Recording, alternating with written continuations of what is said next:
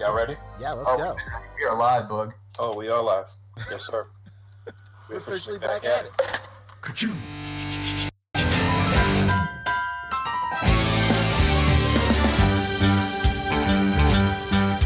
It's a rare condition this day and age to read any good news on the newspaper page. Love and tradition of the grand design. Some people say it's even harder to find. Well, then there must be some magic clue inside this gentle world. 'Cause all I see is a tower of dreams, real love bursting out of every scene. Days go by, it's the bigger love of the family.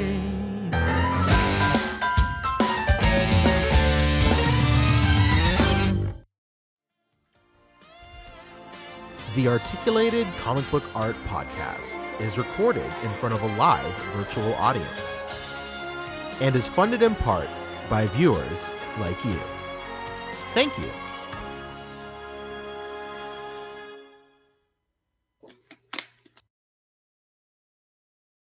Yes, sir. We officially back at it. This is not Book Nice, although he is here, coming at you with the Articulated Comic Book Art Podcast, episode 252. 252. Got my boys with me. Oh, It's Pancho. what up? It's Rick Dom 2345. The What up, aforementioned 252? That's And it. hi, I'm Bobster 360. What's good, y'all? Smello. Hi, boys. What up? What up? What up? Well, we're doing a podcast. Been a couple days since the last one. There's a few little bits of news, but I want to know, how's your last 48 hours been, bros? They have been okay. Okay. That's what I'm talking about. Mine have been nothing to write home about. Wow. Nothing, nothing major I can think of. I just keep getting stymied at my Target, where hey man, who has these Jadas? And then they're like, oh man, this store, and I'm like, man, I already went to that store. Somebody hid the Jadas. Oh. They get my hopes up every time, like I'm a fucking idiot. Of course I just- he's me. Of course I know him. He's me. Mhm. You know, it's just they get me every time. They're like, oh, one shows it in stock, and I'm like, really? And then they go blank store, and I'm like, oh, man, somebody hid those. Get out of here. Psych. Or they stole some. Yeah, usually my targets are stolen. Like all the time. Yeah, usually. I'm here. I'm just trying to fix my camera. Oh my god. Nice. Look. Yeah, my I don't know if it's like this in your area, but like all of my targets say that you're not allowed to do like trading cards at checkout. Because that, it's not even like that close to the checkout aisle. It's like, its own weird end cap, like buy the Pizza Hut Express or whatever. Yeah, I always get sad when crazy Target you're at. What, Pizza Hut Express? What the fuck? I was about to say, I you know what? I always get really sad when I go into a Target that doesn't have a Pizza Hut in it. I'm like, oh, this is boring. What? I My have Target- never seen a Target with a Pizza Hut in it. My Targets still have the Pizza Hut. When I was a kid, I've said this story many times. My dad used to be the manager of the local Target. Never My heard this Target story was in my not life. just a Pizza Hut. My local legend. My Target was not just a Pizza Hut Express. No. You're selling it too short. Mine was a Pizza Hut Taco Bell Express. I'm at the combination yeah. Pizza Hut and Taco Bell. Exactly. But at one point the Taco Bell was dropped, and so now it's just Pizza Huts. Yeah. Well, all of them have a Starbucks now, but there's the Yes. few lucky ones that still have, and calling it a Pizza Hut Express is really like, it's glorified. They have just a couple of like heat lamped pizzas on a tray, on a little counter, and it's just, you can just take it to the front, if you're buying other concessions. Essentially, it's you're selling it really short right now, and I can't believe you. It's basically movie theater pizza. my Target has not only pizza, no. It also has wings. Boom. It also has breadsticks. Boom. It also has the Breadsticks, yeah. pasta. Boom. Breadsticks, yes, but You don't ever get the pasta there? You're Italian. I mean, yes, but no. Rick. Oh, Your mic is man. very low, Fabio. You're making your paisanos cry. I think they would be happy that I'm not indulging in these express versions of their Wow. dishes. Well, you know what? They're not paisanos I want to know. How about that? They're not ones I want to get to know. You know what was really strange? When I was in LA for a convention a few years ago, I had a few days to kill where it had nothing to do with the con, and I was like, well, I'm just going to hunt around, go to all these Targets. And there was some weird-ass fucking Targets that had random restaurants inside of them. I went to a Target that had a witch in it. Oh. I went to a Target that had a Subway in it. Ooh. Our Walmarts have Subways. Yeah, my Jersey Mike's. My Walmart had a McDonald's and it closed down, and I was like, oh, maybe Walmart's going healthy. Like, no McDonald's inside of the Walmart. I'm like, it's crazy. Nope, they turned it into a Taco Bell. Oh, I never heard of a Taco Bell inside a Walmart. That's crazy. And a lot of not, Walmarts have McDonald's. And Yeah, not a and McDonald's. I'm not talking express Taco Bell. I'm talking full fucking menu Taco Bell. I was like, man, what is going on here? This world is topsy turvy. Targets like to live Moss. That's all. Yeah, That's true. it's crazy. Brad All right, Harper that was says his crazy. Walmart You gonna has talk a about Target? Charlie's. For 30 minutes? Well, at least we're I talking, did. bug. We're waiting Somebody for over our there. man here. Yeah. I did pass by my toy aisle, which I don't usually do at Target, but I'm like, I'll check it out, see what's on the pegs. Man, my area just not like G.I. Joe classifieds. There were like 8 of the Outback guy, just like on a rack. Damn, they were sleeping. It's because Outback, they shouldn't be there because Outback was like $5 at a lot of places. Really? Which Outback we talking about? Which version? The Target exclusive one. non-Tiger version, the one that says survival or whatever. So I was like, nah, it's cool. These greenies are expensive enough for the dog. Uh-oh, you're getting green shoes or what? You know about them greenies, you know? Yeah, gotta get them minty fresh. Mm-hmm. My mic is very low. Okay. Thanks, Punch. He said that like an hour ago. Did he? Yeah. No, he said that just now. You know what, Pancho? I think it's you. I think your volume on him is really bad because I hear him really loudly and really crystal clearly. His volume is 200% for me. I did move it, but that's just because I was hoping it would get less feedback from where I moved it to. But I really need to get like an arm. No, in my my situation here, he's louder than everybody else. If anything, Pancho's the low volume for me. Maybe I'll turn him up 200%. Yeah, I got everybody turned up normal. Actually, I can hear everybody just fine. How do I put my damn camera on, P? There's a little camera icon down bottom. This is a camera icon. What is The happening? Colonel! What the fuck is happening this week? No. It's telling me that I have to go and enable it. That's the wrong stream, brother. We're not the enablers. All right, I'll figure it out. Yeah. You know, I think after 252 episodes, we're starting to hit our stride. Yeah. No. Never ever. Getting knocked back to reality, man. Fucking Walmarts have Taco Bells. This guy can't turn on his camera. We're living in a fucking crazy world right now. In Anno Domini 2023. My goodness. Is that actually how it's said? Yeah. That's I think so. unreal. Whatever. I took Latin in high school and it didn't help. Wow, that's a crazy language to take. It was a foolish language to take, Rick. I took Japanese. See, that's cool. Sugoi. Pancho, your turn. And it was funny because I took Japanese before I was super into anime. So it didn't really translate how you'd think it would. I didn't take any language elective. That's not a requirement in your state? In our state, it's a requirement. It's a requirement. In my state, we have this thing called Career Center where youths that are sophomores can start going to this other place. And it's just, I'm sure you have programs like it, but it has like classes for careers. like graphic design, automotive, just like trades and whatnot. Yes. So I did that for like 3 years, and in South Carolina that counts for a shocking amount of different state requirements. So that's what I did. I love that for you, Pancho.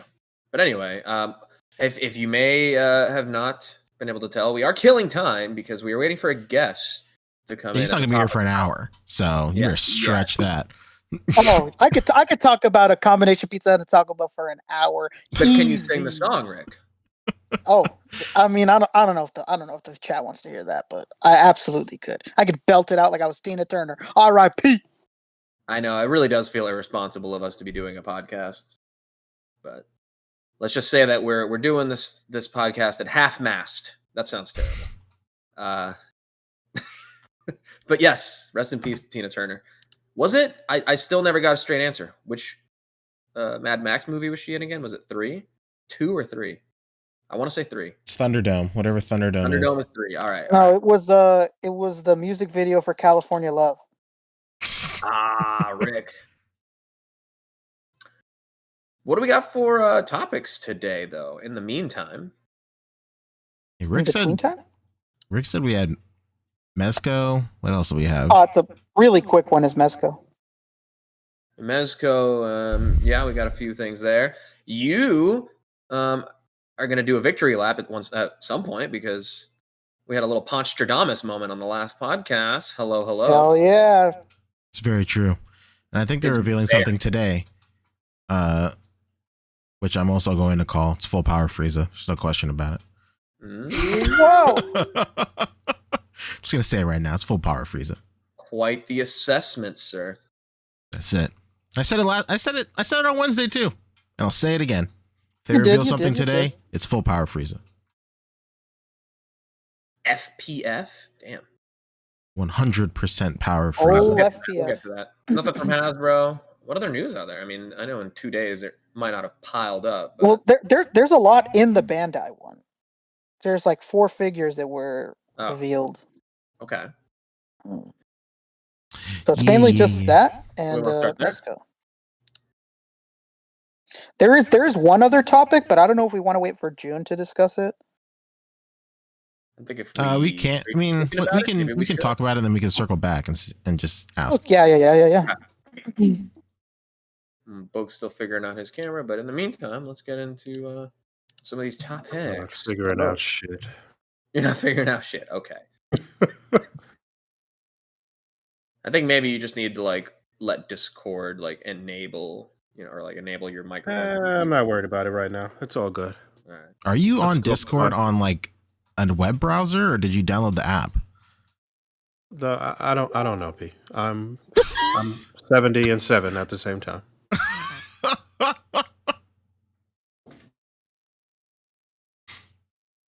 Alrighty. Well, let's talk. What's good with your friend Goku here? Here he is, Goku, the man, the myth. Yeah, we talked about this on Wednesday.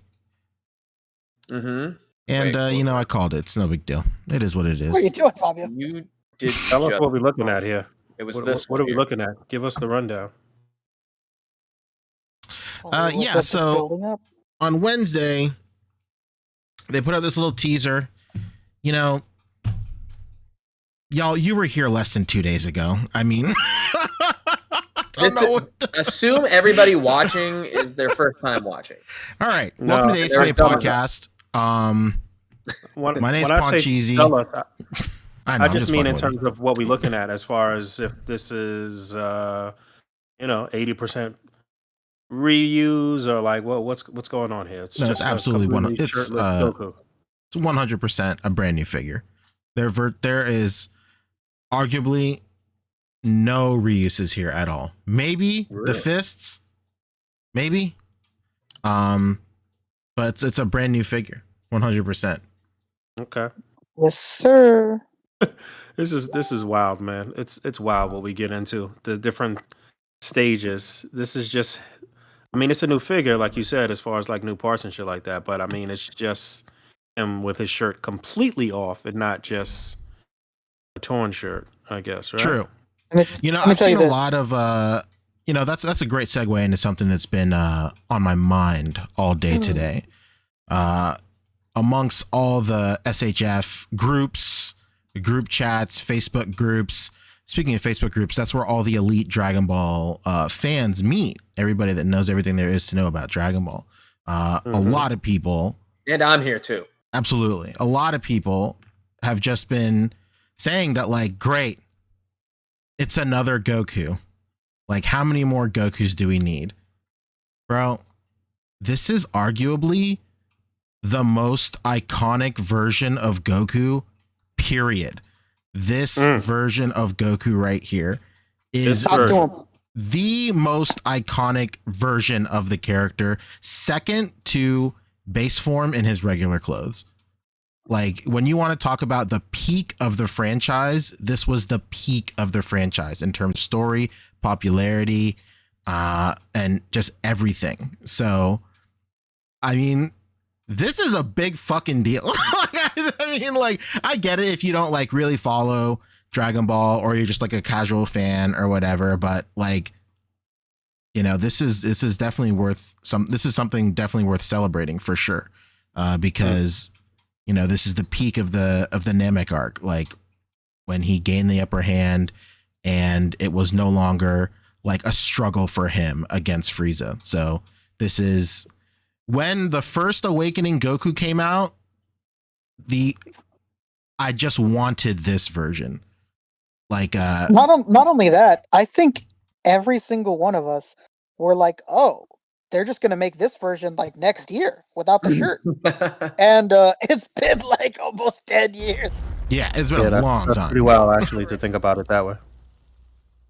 Yeah, it's pretty crazy. So I mean, like, you know, we've said it on the show before, like the revival of Dragon Ball and like the addition of like Dragon Ball Super and the movies and stuff probably really extended the like what do you call it, the roadmap of what they were planning on doing in like 2013. There's no question about it. Like what Rick said just a second ago is definitely, I wouldn't be surprised if it was true. They were just going to put out that version of Goku, and then a little bit later they would put out the version where his like whole shirt is intact, and then eventually this one. But there's no way it would have originally taken 10 years. But you know, there's No way. between that and then there's like 170 episodes, so like new As the episodes channel's, and new movies. chief Dragon Baller, I can safely say I've been waiting for this one a very long time, knowing, how Goku gets more powerful as he goes through his various states of undress. So I've been waiting for very this true. one, just like you, Pancho. And it's not even I think you're still selling short, Pancho. When the hell was it? March? I don't know. Whenever the fuck they showed off that convention or tour exclusive Goku, you'd reiterated what you said 2 days ago. I think we all were laughing like, yeah, here comes a final form Goku because they're releasing this one. Oh yeah, absolutely. That's how you know when you're about to get like a new version of a character from this line, is that last like final victory lap that they can make with that old mold, with like the event exclusive color. Like that's just how you know. Yeah, like, oh, this figure that hasn't been released since its original release is getting re-released. Oh yeah, new version coming. C. Young echoing something that you had said in the chat, Pancho. Absolutely, yeah. C. Young is a real one. He said the hairline shouldn't be there, but otherwise perfect. Yeah, that is my only gripe about this figure right What? here. The hairline shouldn't be there. Why? So the Explain sculpted that. lines in the hair to make it look more defined. Mhm. There shouldn't be this many. Like with Dragon Ball, like the more defined your hair is, like I don't know. It's really hard to explain. So like in this era of Dragon Ball, not only in the manga but also in the anime, when they were portraying Super Saiyan 1 hair, it had no defining lines in the hair. So like you could still have these big spikes sculpted, but like you know, all these other small individual defining lines, they really shouldn't be there. Like I said in the chat, whenever I think of like Super Saiyan 1 Goku hair from the Frieza arc, it's like very wavy and like poofy and almost like cloud-like, versus where this one looks very angular and stiff, almost like a Super Saiyan 2 hair, or like a Super Saiyan grade 2 hair or anything like that. So like so yeah, I mean, I understand why they went with this if they want to go ahead and make some sort of uniform art direction with the line overall, and they just want to keep this as the art direction for Super Saiyan hair. I mean, I guess, but it's the most egregious in this like normal hair sculpt. If you go through the slides, there's actually 2 more different types of, not necessarily hair sculpts, but you get like sculpts for like the bangs and stuff too. There's one with like his hair, he only has 1 bang. Yeah, if you just want to go through the slides. Yeah, I saw it here. Yeah. There you go. Like so like the overall sculpt of the hair, like the blocking of the hair is like fine. That's perfect. I just wish it didn't have as many lines. But, you know, that's Demoniacal got you, right? That's it. That's true. They just might. Also, yeah, we're gonna talk about that too. Absolutely. Yeah. Great name. Cancel Horny Culture asks, damn, why doesn't that rule when we were talking about E exclusives doesn't count for Android 16, 17, and 18, bro? Because those we're getting new versions of those figures within the year. I promise you. I promise you we're getting new versions of those figures within the year. There's absolutely no question about it. Them at Comic-Con. Just watch. Oh, you think so? You think it's that close? Comic-Con, huh? And if Pancho's promising it, I double promise you because I'm like, yeah, usually, you know, they go really, really hard at Comic-Con. They usually show like even more than the next 6 months. So I'd assume we're gonna see a lot there. That's true. Hey, speaking of that, Warlock hit us with $5. He said, "Good evening, gentlemen. Here's hoping for full power Frieza in December 2023. What are you guys' predictions for DBZ SDCC exclusives? Maybe Super Saiyan 2 Majin Vegeta? Oh, I don't know. I wonder if they will do a whole other set for SDCC, or if they will just continue selling the Goku that was available at New York for the Tamashii tour. I can tell you this for sure, Pancho. There will be an exclusive at San Diego Comic-Con. For Tamashii Dragon Ball, or just overall a blanket statement? Yeah. There will definitely be an exclusive there. You are right, Fabio. I just don't know if it's going to be I just don't know if they're gonna double dip and then just do a whole other new set of exclusives for SDCC. I mean, they've done it before, so it really wouldn't, you know, it is what it is. Be interesting.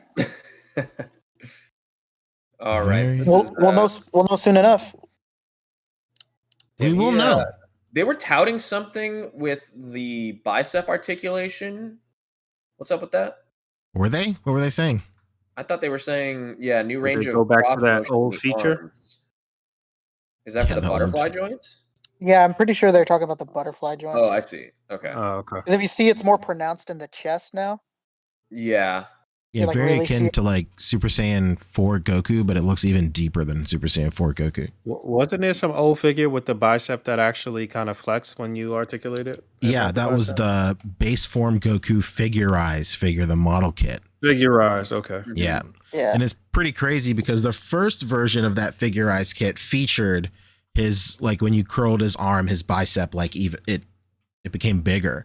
But then like as the line went on, they just got rid of it. And it was funny because like that was like a huge meme in like 2017 or 2018 or something. Right. But like that kit had come out in like 2012 or 2013. It was It's it's crazy how meme culture happens. Well, you know how it is. Weirdos like me get a hold of it, and then we do what with it, so it ruins it for everybody. That's Mm. true. You know, Pancho, you know. Yeah, when an influencer finds something, that means they discovered it. Yeah, I get it. Let's try to talk about all that Rule 34 stuff, but No. you made me spell it out. All right. What? There were some other reveals, right? Yeah, they showed off $20.99, Miguel, baby. Whoa. This has a lot of people talking. A lot of people are really upset. They don't like this, and it's probably Hot Toys' fault. Why is it Yeah. Hot Toys' fault? Oh, because they put out a Because- better looking one? I think everybody was like, well, this is how the Figuarts one is going to look. Oh, And then no. this is how the Figuarts one ended up looking. Who thought I that? mean, we saw this already at the Tamashii World Tour. What's not? I mean, the But I big think it's surprises are these parts here on the arm. I didn't expect them to be so exaggerated.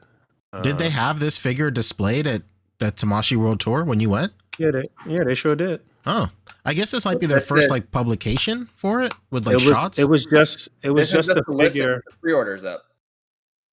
Well, it was just the figure. We didn't see the unmasked head at the World Tour, and we didn't see these parts on the arm here. I don't remember that being on there like that. Like, you know what? Should I have a always be video. on there though. And me you go. also, I don't think you saw the cape either.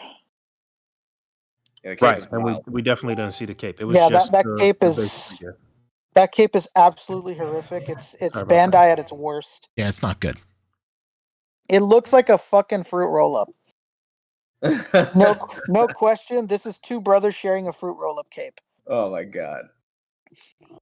Yeah. Dude, Where's fruit roll-ups your can guys? get in on this and do some Spider-Man themed fruit Oh. roll-ups that actually have the They're- spider web printing in them, just like this. They're coming, baby. Free They're idea. coming. Actually, I'm lying. He did have. I don't think he had all of these little fins or whatever you want to call it on the arm, but there was one for sure. I'm looking at the video that I took. And here's his webs. What are you guys thinking about the head? A lot of people are pissed off about the head. I'm Those pissed are off about the little small. tone.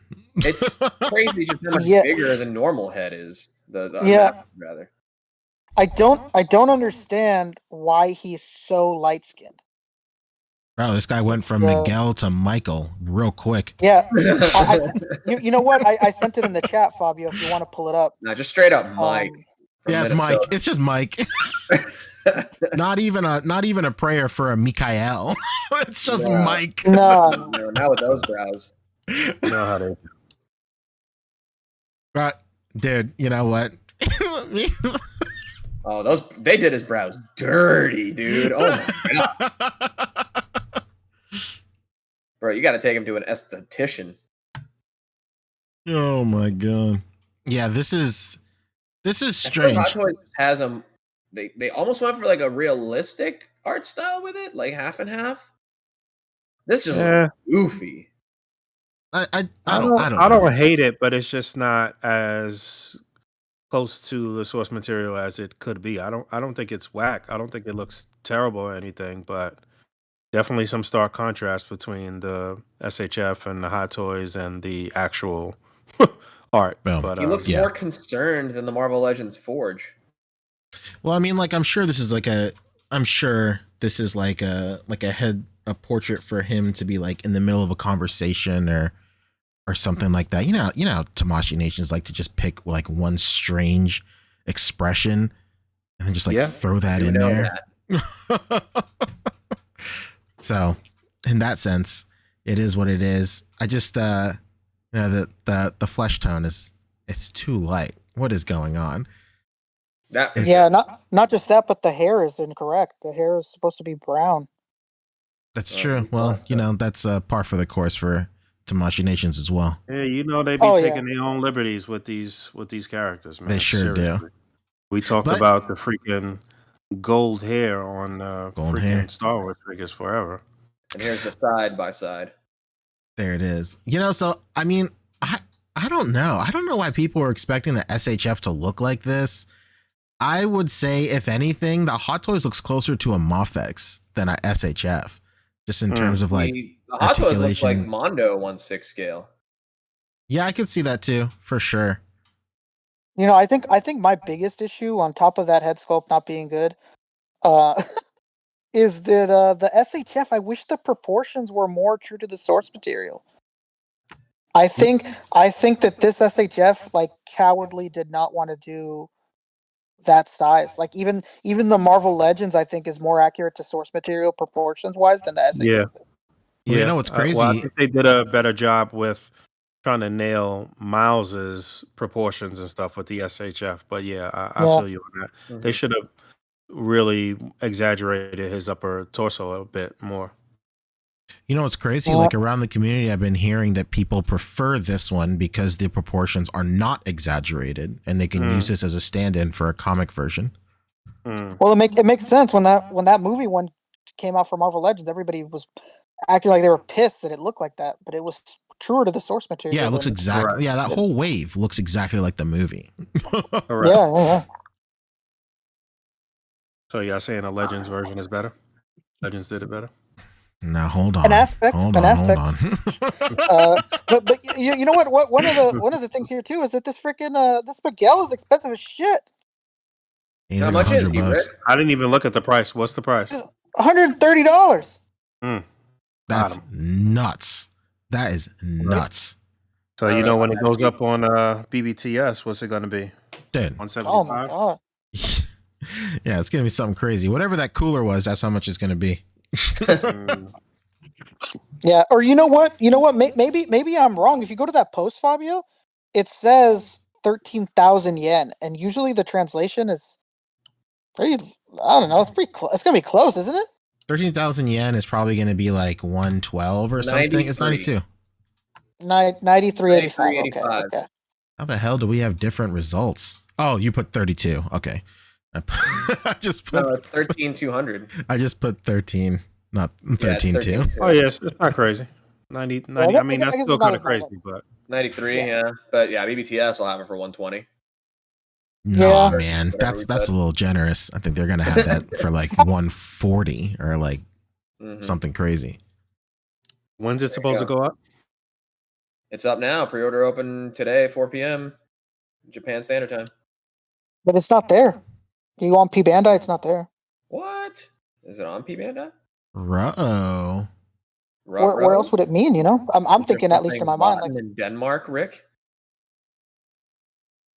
I'm not seeing it. I don't know where else they would mean that it would go up for pre-order. It's not like it's on Big Bad Pre-orders Toy Store. open. Maybe it just goes to retailers. Or maybe in Japan, maybe the Japanese P Bandai open pre-orders at 4 p.m. JST. That would long be past now. Oh yeah. I don't know. Maybe they meant the other May 26th.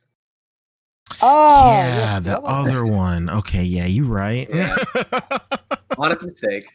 How absolutely foolish of me to forget about the other one. Mm-hmm. All right. What's next? Is there Indiana Jones? Did we know about this? Full No. reveal No, coming they soon? showed Okay. that yesterday evening, I guess, or whatever. But Yeah. Oh no. man. So everybody can just go ahead and sell their Hasbros, right? Or if Yeah, you're real, he's, if you're a real one, sell your Figma. If you're a real one, sell your Disney Parks exclusive that they sell outside the ride. You know what? I fucking hate these knees, bro. I Yeah, these are something else, huh? This think is it's no Peter good. Sweeney, too. Does somebody need to like call the office and let them know that they're SHF? Why are the knees like that, man? What's going on? What are we doing? I mean, they've done these like that in the past, but I mean, I'm Not not. yeah, far off from like the Does Star Wars stuff. that does not mean that they should continue to do so. I mean, why? I don't know. Why is this necessary? I mean, there'll be a lot of people I that'll don't know, buy this anyway, but Why would I Just pay saying. $120 for one Indiana Jones when I can pay $120 for 4 Indiana Jones? It's true. it's pretty true. Why buy Right. one full power SHF Super short Saiyan round Goku when? when I can buy 5 Dragon Stars Gokus, you know. Now I you're feel like you're undermining my point a little bit now you're really opening up your mind to the possibilities. because that Yo, what was the other one- what was the name of Ben Stiller's character in, was it Dodgeball? White Goodman. White That's- Goodman. Is it really That one- White Goodman? That's dodgeball. Yeah. Was it Dodgeball? from- I'm realizing that this Marvel Legends Corsair figure looks exactly like Ben Stiller. Oh in no. Dodgeball. Well, you know what? He was in another movie where he played the exact same character with a different name Heavyweights. called Heavyweights, where he played Steve Perkins, and everybody when that Corsair came out were like, "Look, it's a Steve Perkins figure." Hmm. Hold on, I Percocise have to yourself. see this. Corsair, you're saying? Hang Yes. on. I think even Toy Farce did a post about this. They beat you to this book. Really? No, sir, I need this immediately. Wow. So yeah. We are the Global Gym Purple Cobras, and Yeah. we will rock you. And of course, you know my athletic consigliere, Michelle. That is uncanny because I didn't see this, and I've just been looking at this figure, and I've been trying to figure out who he looks like. Wow, look at that shit. That's crazy. There he is, Globo Gym's finest, baby. Oh, MCU Collector had posted this. You what? Yeah, he was. Yeah, this is perfect. Jody loves Fuck Chachi. I won that tournament. That's a formative comedy for me, dude. I could fucking quote that movie for days. Oh, for sure. Very good, very good. That's incredible.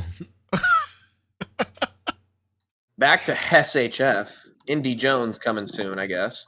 There he Hey, is. is this from Saint Myth Cloth? That is true. Hey, that movie came out and nobody said anything. Dude, it got huge marketing at what, WonderCon or whatever. Like the whole front of the Anaheim What? Convention Center was Knights of the Zodiac. Like Mark DeCascos is in it. Yeah, From that's what's what's SHF crazy about it. America. How's the Rotten Tomatoes on that thing? We're looking. So Google Reviews has it as a 3.0 out of 5. Out of 5 though. Rotten Oh, but is that a Tomatoes. 10? Rotten Tomatoes, it's sitting at a 25. Yikes, man. Audience Damn. score of 62. Yeah, but audiences this are movie- usually like a little bit more generous, so that's not great, Pancho. I heard probably one of the most definitive reviews I've ever heard of this movie the other day. The guy said, if you want to see a movie that reminds you of this series and makes you just want to go home and watch this series, definitely watch this movie. Oh Yeah. man.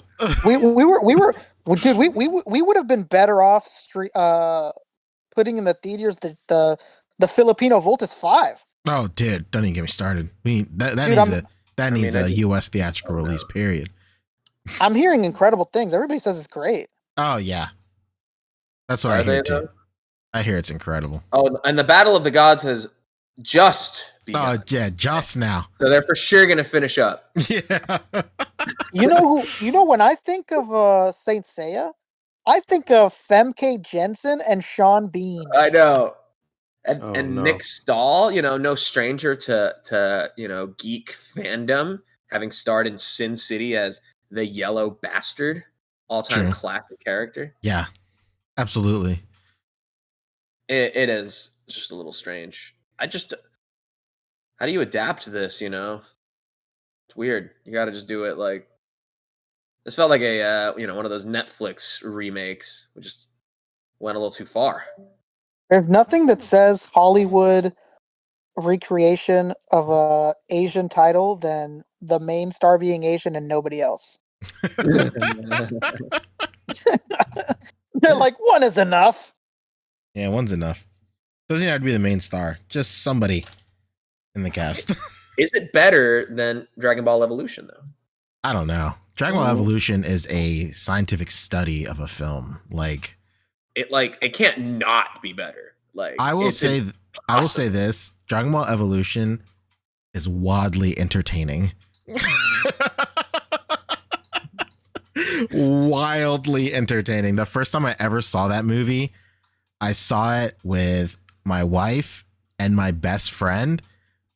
Two separate people, although my wife is my best friend. But my best friend, the first conversation we ever had was on the school bus, and I think our first sentence was, "Hey, do you like Dragon Ball Z?" Because I think one of us had like a Dragon Ball backpack. So seeing with him was a crazy experience. Of course, the movie is completely foul and terrible, but like it's offensive. It's actually an offensive film. Yeah, like, but watching it was almost euphoric. Like I'm like having like flashbacks of watching that movie right now. What's the opposite? Like, you know, when you had cable and like you'd see like, oh dude, like 12 rounds is on. Like I'll check this out. Well, you know, I guess here's my next hour and a half. I'll sit through commercials. This movie rules. Doesn't matter. Like it's on cable. You're gonna watch it. What's the opposite of a movie that's like the scene from see A that it's Clockwork on and Orange you where he has his actively try to eyes avoid it. bolted open. Oh my Whatever's God. on those TV. Yeah, Whatever is on that TV. I'll never forget being like a senior in high school, I think, or maybe the year after it, when Avatar came out, and me and all my friends were in the theater watching it. The movie ended, and we all looked at each other. We were like, "That fucking sucked, right?" And we're like, "Yep." That wasn't Aang and the gang at all. That was horrible.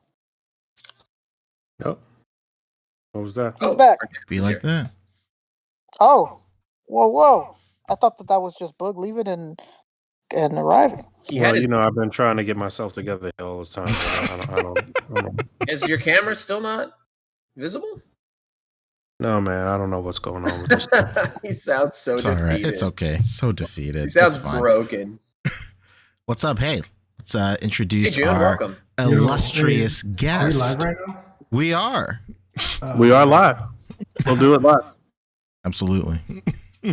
Everybody in the chat, please welcome Juhn from Jada Toys.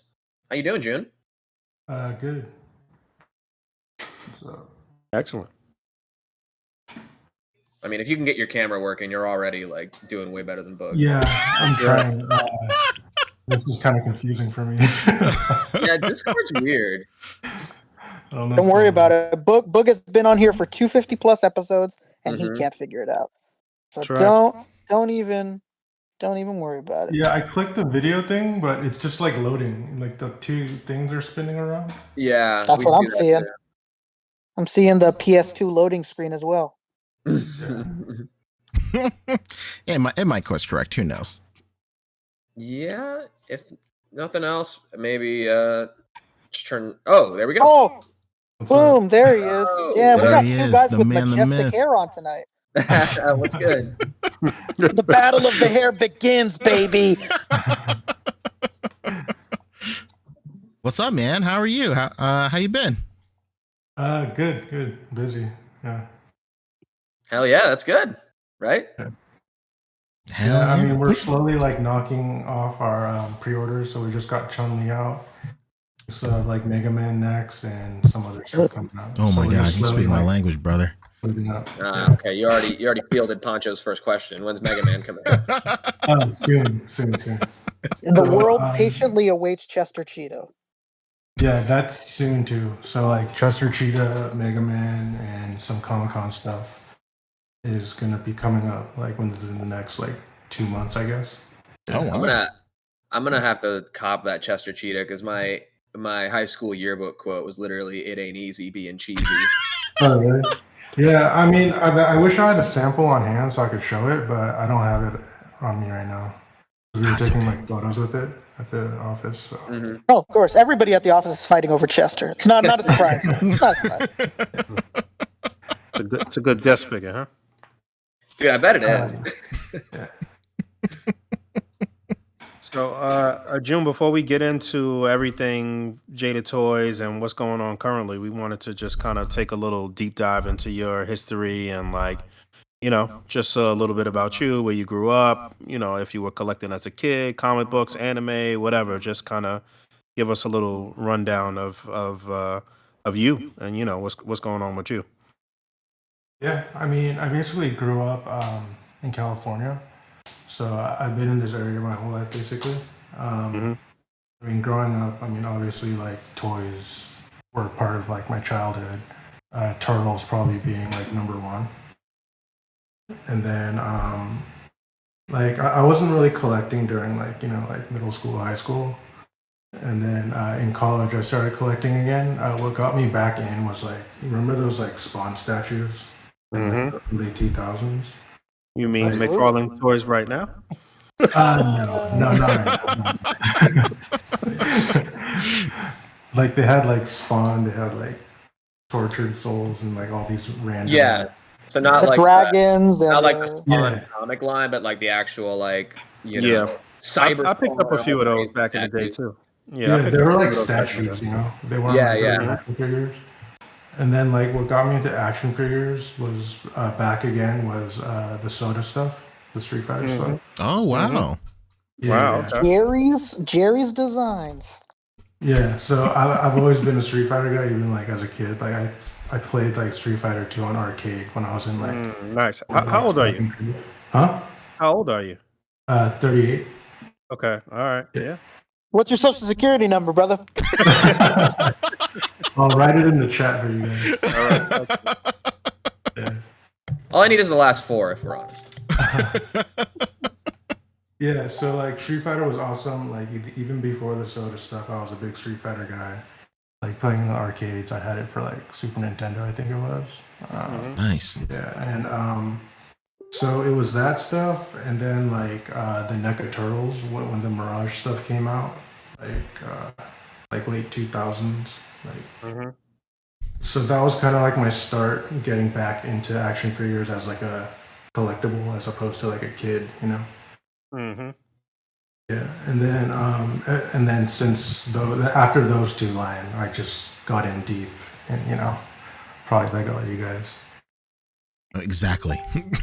Yeah, and then yeah, and then like in general, like I wasn't really a big comic guy growing up, so that's why like I wasn't big in the Marvel Legends stuff, like the Toy Biz stuff, but I did have like some of the Spider-Man stuff. Like from the movie, like the Toby movie.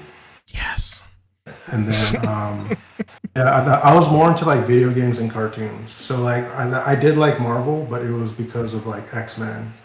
It wasn't because of like the comics, Got you. How much of that stuff have you retained? How much stuff from those early days have you actually kept in your collection?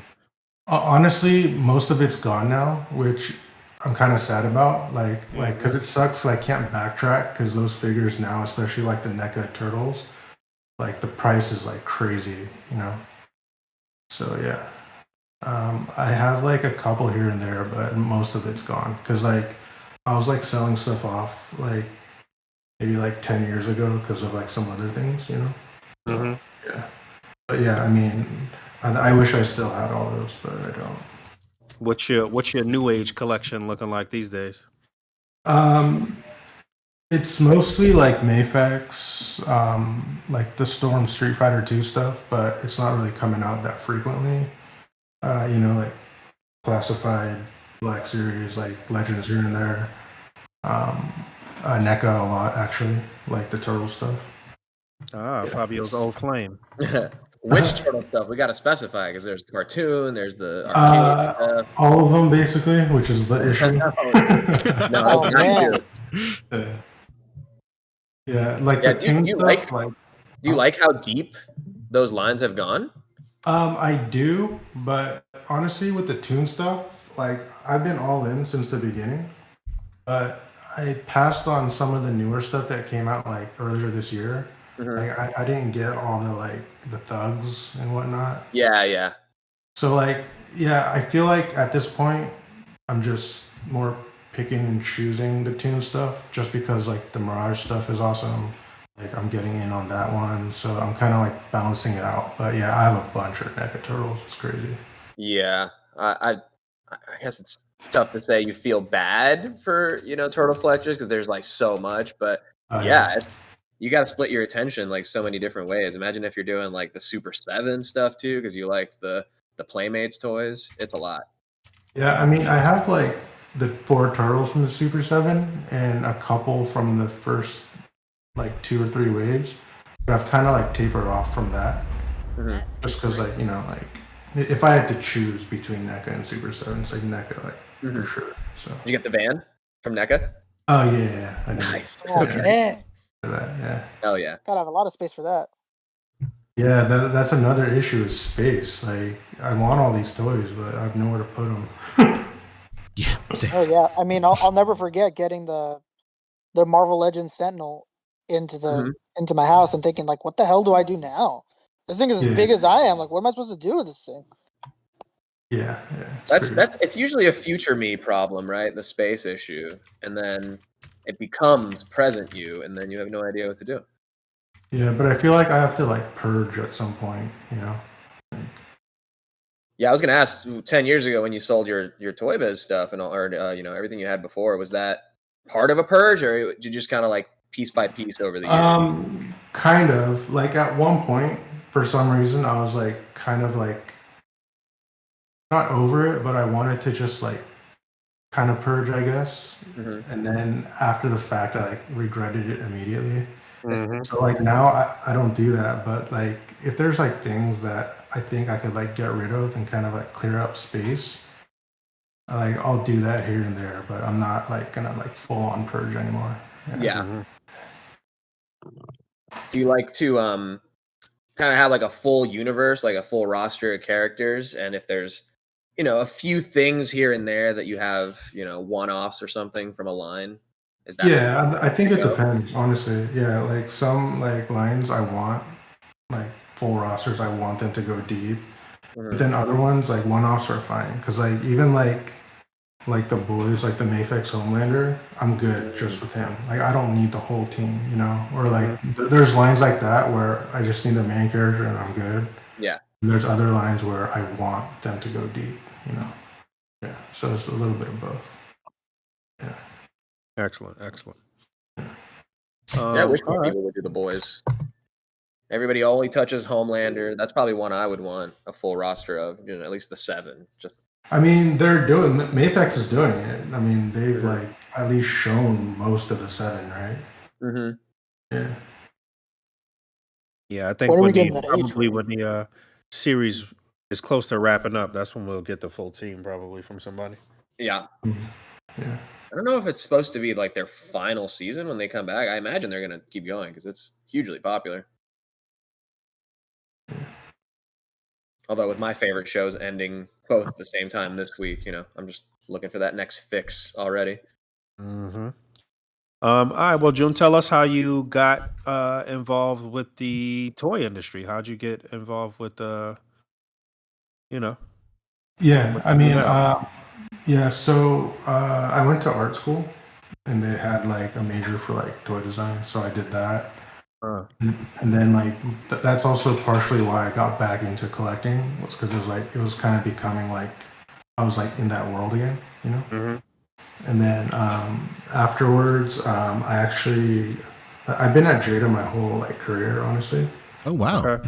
I've been there forever, but like at the time, like they weren't they weren't really big in figures even like 5-6 years ago, So like I was like on the vehicle team at one point. I was on like the toy team doing like radio control or like licensed properties.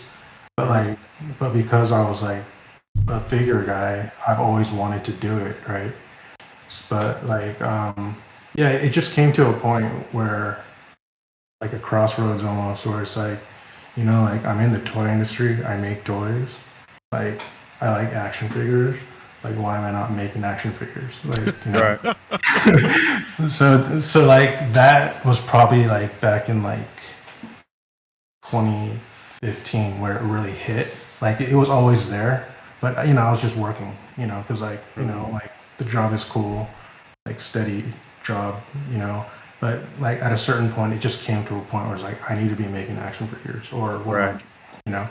So like that happened, and then like I've just been lucky, like being at the company a long time and being exposed to a lot of like experience with making toys. I just eventually came to a point where I can do something that I want, So Yeah. now I lead the figure category. I head up the figure category. So like a lot of things or the direction we go in, I have a lot of say in now. So it's Oh, like that must it's feel kind of wonderful. biased, Yeah. It's like, hey, Yeah, I that want must feel action really good, figures. though. I want action figures like that. Yeah. No, that's great. I guess all of this time with you getting back into collecting, you were pretty much studying. You were pretty much, Oh yeah, yeah. exploring and figuring out. This is all market research. Now you knew how to come Yeah. to market, competitively, I guess, right? Exactly. Yeah, because because I also collect, like I know what I like and what I don't like, so I can kind of like pick and choose. Like, oh, if I was making a figure, I would like take like these joints from this figure, and like take like these elements from this line, and like trying to like make what my ideal like figure would be. So that's always just been like brewing in my head for like years. So when the opportunity came, like I had to take that chance, basically. Yeah. Speaking about that, I feel like a lot of people in the community just collectively went, "Oh, Jada's making like action figures now." Can you like speak to like that shift in the company, like when you started doing like the Universal monsters and stuff, and you guys started really diving deep into like these like very articulated figures? Like what was that like period of time in the company like? Were you guys super excited? Did you guys have like big plans from the jump, or was it like just gradual, just see what you can do? I mean, I was excited at least because like not everyone at the company is like familiar with figures or action figures specifically.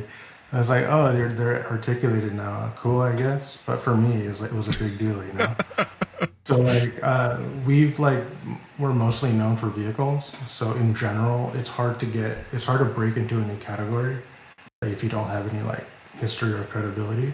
Mm-hmm. So the only way we got our foot in the door, figural wise, was to use our die-cast material and make die-cast figures as like a loophole. Like, oh, you guys aren't a figure company, but you guys are experts in die-cast, so you can do die-cast figures. So that was kind of like a stepping stone to get to the ultimate goal. So it was like Yes. these baby steps, like, oh, use the die-cast from our expertise in vehicles and do figures, and once we're established in the diecast figure, take the next step into doing like true like articulated figures. Hmm. So and like we've been trying for like a couple of years at that time to find a license who would license to us to do action figures, and the only license we can get was Universal Monsters, and that was mainly because like we're super close with Universal because of Fast and Furious. It's our biggest brand. Like we do a lot with them. Okay, that makes sense. You would say they're like family at this point, They're correct? like family. They're like family. Yeah. So it's like it just came to a point where it's like, hey, like, can we look into your vault and see if there's any properties that no one's touching that we can like give it a go at? Like Universal Monsters, like, all right, cool. And then after that came out, it was kind of like a proof of concept. And ever since, like, getting licenses or opportunities are opening up more, So it's kind of like it's blooming from that. Yeah. But at this point, we're just trying to be careful because if we take on more than we can handle, then we might not be able to deliver. So we're trying to I'm trying to pace myself and be realistic about our output, because realistically we can't pump out 50 figures a year at this point. Right. So we can't have like 4 or 5 different licenses going right now. So I'd rather just focus on what we have, and like Street Fighter is like my dream license anyways. So like my full attention's on Street Fighter anyway. So I'm good. Like, I'm satisfied. So it's like, No, I can dig it, and the reception obviously has been really warm to what you guys are doing. So I'm sure that's motivating. yeah. And like, it's not just Street Fighter too. Like obviously we have other stuff too, but like So yeah, like every year we're gonna slowly add like 1 or 2 new licenses to our like portfolio, Mhm. and like depending on what the license is, like like obviously like Chester's a one-off. It's not. We're not going deep on Chester. Right. But like something like Street Fighter for me, it's like I just want to keep making them. Like I want to do like what NECA's doing with Turtles. Like just keep going. Like if we finish a game, do another game, and just keep going. And like eventually, like looking back, if we have like like 100 Street Fighter figures, that'd be awesome. Yeah, I mean, what the closest we've gotten to that, I guess, is SOTA. So I mean, Yeah, and I mean, if the first vehicle you're ever going to release, is it going to be the car that Ken and Ryu beat up, or? Oh, it has to be, dude. I mean, I would like to do that at some point. The last time I parked my car at the beach. I was going to ask you, when you were working on the diecast vehicles, did you know a lot about cars? No, like I wasn't really a car guy, but like just even working in it and being surrounded by car guys, you kind of like get into it a bit, Yeah. So yeah, so like I was like, I had a better like understanding of like what cars are like cool, or like or pairing what type of rims to what type of car, and like graphic stuff. And like I was even like collecting Hot Wheels for a little bit, like when I was like deep into it. But I mean, collecting Hot Wheels sucks. Yeah. And then I wanted to hit this super chat and a follow up from Static Thunder. Hit us with $5. He says he got Ryu yesterday. Can he just say there was one wish figure he could marry?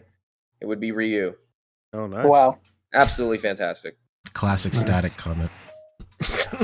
And he follows up by asking if you worked on the legendary Dom Toretto house. No, I didn't. Oh man. It's one of the all-time great releases from anyone. Yeah, so our like product team is like kind of like segmented. So like the vehicle team is one team, the figure team's another team. So like like when something like that comes up, it's like it falls into either or, So like it makes more sense with the vehicles because they're already making the vehicles that go with it. So yeah. Is there anybody that's working with you there that you went to school with or knew previously? No. Like I went in there like because at the time when I started Jada, it wasn't like it was kind of like crazier then. It was like all these like homies like coming in like doing like car graphics, and like like the background of like a lot of the designers were like people who do like the spray, like the airbrush like t-shirt, and like street guys basically, Gotcha. So like I stole in and I was like, they're kind of like, who's this guy? And then like then it started slowly like shifting, but like I'm cool with like some of the people who are still like here since then. So yeah. Nice. Like but for me, first walking in, it was like, yeah, I'm not part of this world at all. Yeah, it was like, who's this nerd? Yeah, exactly. You that new guy says he wants to make action figures? Yeah, what's that? You came in like a maverick, dude. Yeah. What's can you tell us any where we going next with the Street Fighters? Can you give us a hint as to who might be next down the pipeline? I mean, all I can say is it is from the Street Fighter 2 roster. So you'll see 3 new figures at Comic-Con this year. Oh, wow. Nice. Oh, wow. Okay. Yeah. So like we'll have 3 new reveals at San Diego, and then most likely 3 new reveals at either like New York or LA Comic-Con. So like within this year, we're gonna reveal at least 6 new Street Fighter figures. Oh, that's wonderful. All right. Oh, very nice. That was the obligatory axe, by the way. Oh yeah. We had agreed that we weren't going to ask you that at all, but I had to get it out the way. I mean, the thing is, like, I really want to tell you who they are. Like, I'm dying to tell you guys, but I'm doing my best to like, hold back. Well, San Diego's around the corner, so Yeah. we'll at least see something very soon. At least tell people they got to stop by the booth. There'll be stuff to see. Oh yeah. The yeah. booth is going to be awesome, and also we will be selling some figures. Oh, nice. So we're going to be selling Blueberry. We showed it last year, so it's not a secret, Incredible. but it'll be available then. And then we're going to have an exclusive like deluxe. Whoa. That one's going to be awesome. Like it's already done. We got like the promo shots approved. Like it's already in production. It's probably going to ship to us within the next month to our warehouse because we got to take it down to San Diego. And yeah, it's going to be awesome.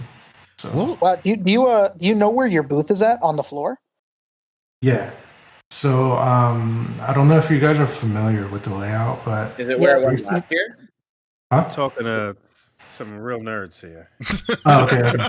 So basically, it's the same booth as last year. If you guys know, like, if you're looking at the map, like it's like to the side of NECA. So if like NECA's here, I think it's like 1 or 2 aisles to Okay. the All right. left or whatever. Oh, okay. So it's not that. I usually like Chamba. You know, shout out to Chamba.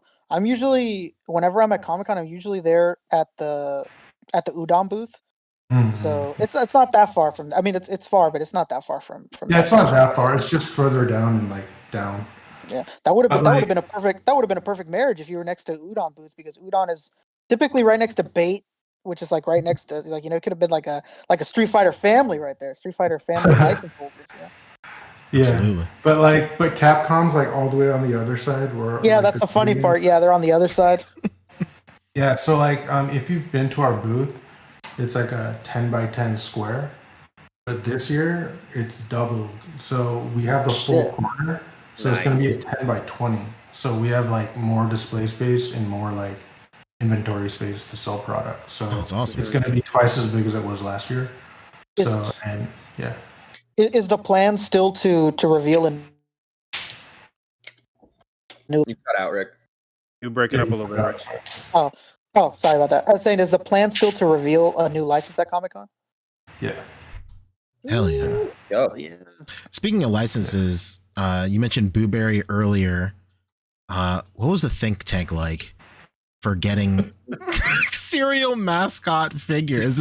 Was that a situation where you guys were just trying to see whoever would give you a license, or was somebody just really passionate about cereal? Yeah, it was like kind of on accident because like that launched actually with Universal Monsters. Yeah. So like at the time we were just like trying every single license. Like, hey, can you do action figures? And they happened to say sure. And like for me, like it's not something like I would do, but like I am aware of the character designs. But like it also might be cool to do action figures of them because like I mean they're mascots and they've been done a lot, but it's always been like bobbleheads or like pops or like statues or like but not like a true articulated action figure. So that's the aspect where I was like, you know what, it's like not my thing, but also they're kind of cool. And so it was like, all right, like we have Universal Monsters, we have General Mills Monsters. That should be a pretty good like starting lineup for us to get into the category, you know? And then like after that, it kind of became a thing where I was like, hey, we should just do like food mascot one-offs. Yeah. Like, why not? You know, as like a side line. Dude. So that's why like Chester and like we're actually gonna, so most likely we're gonna come out with like a new like food mascot like maybe once or twice a year. Let's go, dude. Oh man.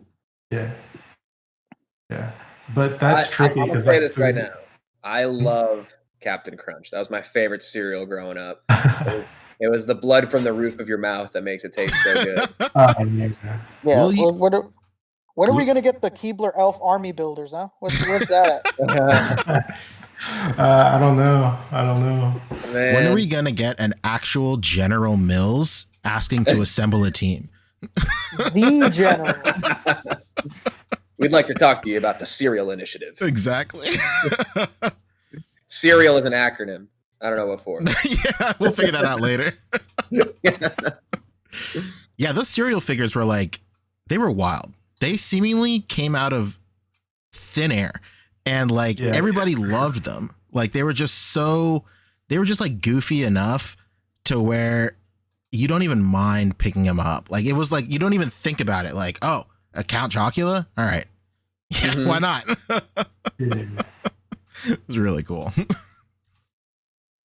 I know you're looking for licenses to build the portfolio. Do you think the portfolio will ever get to the point where you can start just doing your own stuff? Juhn from Jada Toys presents this weird idea I've had, and here's these little one-off pieces for it.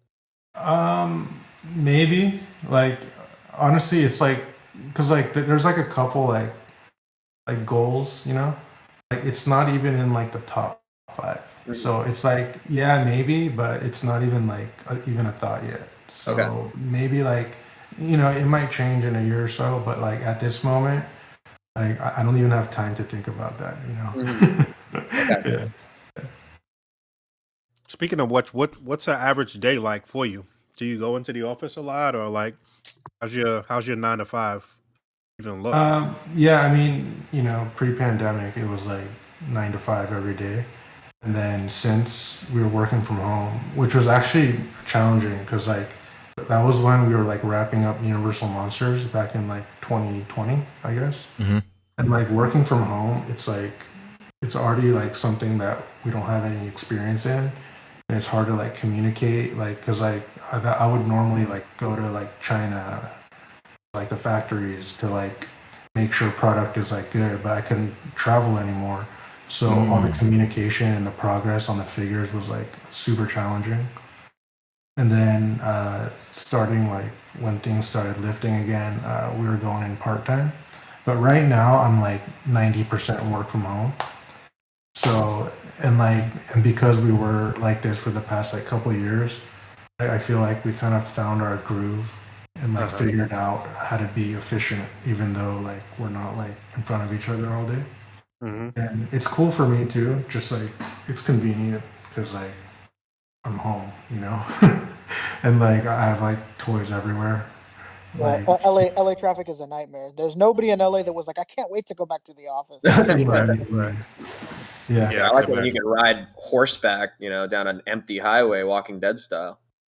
Yeah. Yeah. So like typically like, like a lot of communication is between like us and our China office.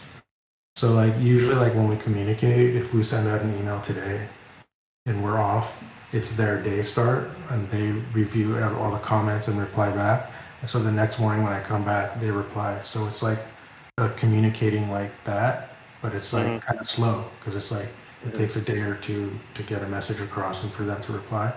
Right. And then and they keep sending samples. Like we'll get like a prototype. So I'll just be messing with figures all day and like noticing, oh yeah, like this has to be fixed, this has to be fixed, like sending out comments and waiting for like a second version to come in and like it's still not right. So it's like constantly just like playing and refining. Like for example, like the first wave of Street Fighter, I've been messing with those for like more than a year at this point. And even then they're not perfect. So imagine like if you're not like in it and you're not constantly like tinkering and refining it, like it's hard to make figures, honestly. Like that's what it boils down to. Yeah. Because like even when you mess with it and I comment and send it out, like oh, I'm good, and the next day I'll be messing with it and oh I forgot, like I didn't notice this yesterday. So like there's so many things. So in order to catch as much as possible, you just have to play with toys all day. That's All what day long. Yeah. I could imagine how that could be painstaking, the engineering process, and wow. Yeah. I mean, it sounds awesome, and it is, but sometimes work is work regardless, Yeah. Right. Yeah. And like the pressures of like, because like every change costs money. It takes time. So like there's pressures of like, oh, budget, oh, timing. And so that's why we're like late on everything. It's because like, like also because of lack of experience. Like it's like, oh yeah, well, I'm sure we can knock this out in 6 months. It's like 9 months later, like we're still working on it, But as we get better and have more experience and like grow the team, like the goal is to have faster turnaround and the ability to make more figures at once, right? Because like at this point, I'd rather make like 10 great figures a year than 20 so-so figures and just like knock them out. So Right. yeah. Well, I think people hearing that and listening to the hearing the process and listening to you being very transparent about the process and how dedicated you are to the craft will definitely win people over and have people respect it more, because I think people are overly critical of some other companies that may have more resources or more money or whatever the case may be sometimes. So yeah, I think it's Or are good for people to understand how painstaking the process is and how difficult this is to bring figures to market. Yeah. Yeah, speaking like, of that, go ahead. It might be like, I think there's pros and cons, because like a bigger company might have more resources and like experience, but at the same time, because there's the team's bigger and there's more like levels, it might be hard to get what you want because it has to be approved by like 10 different people, as opposed to like a smaller company. We might have less resources, but what we want, like there's less roadblocks in front, like we don't have to go through 5 levels of approvals, to like get something done. Like it's kind of like, we want this, just send it out, so there's like pros and cons, I think. Yeah, speaking of that, actually, the quality in the articulation technology and the range of movement between your Universal Monsters and your Street Fighter figures and what you've shown us in the Mega Man figures is, it's safe to say it's more than a generation or two above the Universal. So like you were saying, with a smaller team, it might be easier to make those leaps and bounds faster. So you spoke about it on, some of the other shows like Toy Migos and, Unparalleled Universe, but like, what's your thought process on really getting as much range of movement out of these as possible? Because I know you've talked about your design process on the Mega Man figures and how you have just been messing with it for so long, and you realize that you can make some of these scallops and cuts and all of that, and at the same time save on the budget. But like, where's your headspace at when you're thinking about how much articulation you can push out of not only your budget but like the buck you have right now? That's crazy. Like, I think budget wise, which is also an advantage of a smaller company, is that our like profit isn't like, obviously there's an ideal like profit number that you should ideally hit, and like bigger companies have to hit that no matter what. Whereas like a smaller company, it's like, oh, this is the profit we need to make. But hey, like it's slightly overcost, so the profit's going to be slightly smaller. It's like, okay, just do it anyways. It's like, like there's some like flexibility, right? So for me, the thought process is just make what I think it should be made, and then worry about what it costs later. Because like, so it's like kind of opposite. Instead of like designing towards a price, I just want to design it, and then whatever it ends up costing, that's what it costs. Yeah. And like, so like, I don't want the price to limit or dictate what we can do with the figure, right, for the most part. So like, and like, even for like Mega Man, like the profit is there, and we can hit a really healthy profit at 25, but it's like, let's just go out at 20, make less profit, but try to sell more units to balance it out. So we have the flexibility to kind of not go through like official like processes and kind of just wing it. I mean, I guess that's not a good way to say it. I mean, we are still like a legit company, No, I totally get it. I get it. I love everything about the way you just said it. Yeah, absolutely. Yeah. No, I really appreciate the transparency and the bluntness of the way that you put this stuff across. So yeah, I get it 100%. Yeah, because you're building goodwill with the community at the end of the day too. Everybody who maybe hasn't jumped on a Street Fighter line for one reason or another is now seeing this on the scene, and it's at a very attainable retail price, and there's this great promise that it's going to go deeper, and you coming on our show and other shows just shows that you're also a part of this community. So Right. in an age when everybody, all the companies have a face or a personality or whatever, we're at a stage where the community feels like we can have a relationship with the company, and you really are establishing that. So people want to support this just on that note alone too. And that's a really big thing, like as far as collecting in the modern age. Yeah. Like I'm basically one of you guys that happened to be in a position where I could make figures, honestly. Yeah. Right. Incredible. Yeah. I mean, you are in the position that a lot of us would like to be in, basically, in terms You of got like, a lot of Monday morning toy designers over Right, here. right. You're there putting yards on the field Sunday night, And you know what? I think that's sort of like in this new age of like collecting and displaying and stuff like that, that connection or that relationship between the average kind of collector and some of the people that work at the companies is what has actually strengthened the whole bond and made collecting so fun and interactive too. But also the downside to that is all of the like Fabio said, the Monday morning designers and shit like that. So Yeah. I mean, there's always going to be the negative that comes with the positive. And actually, like, I feel like the pandemic kind of accelerated this new style of communication because like live streams like blew up during the pandemic, right? correct. So like, if that never happened, like I might not even be in front of people like talking, like I might not even have a platform, basically. Is that Yeah, something it you kind had to of adjust to? accelerated Are you the not shit. a big public speaker before?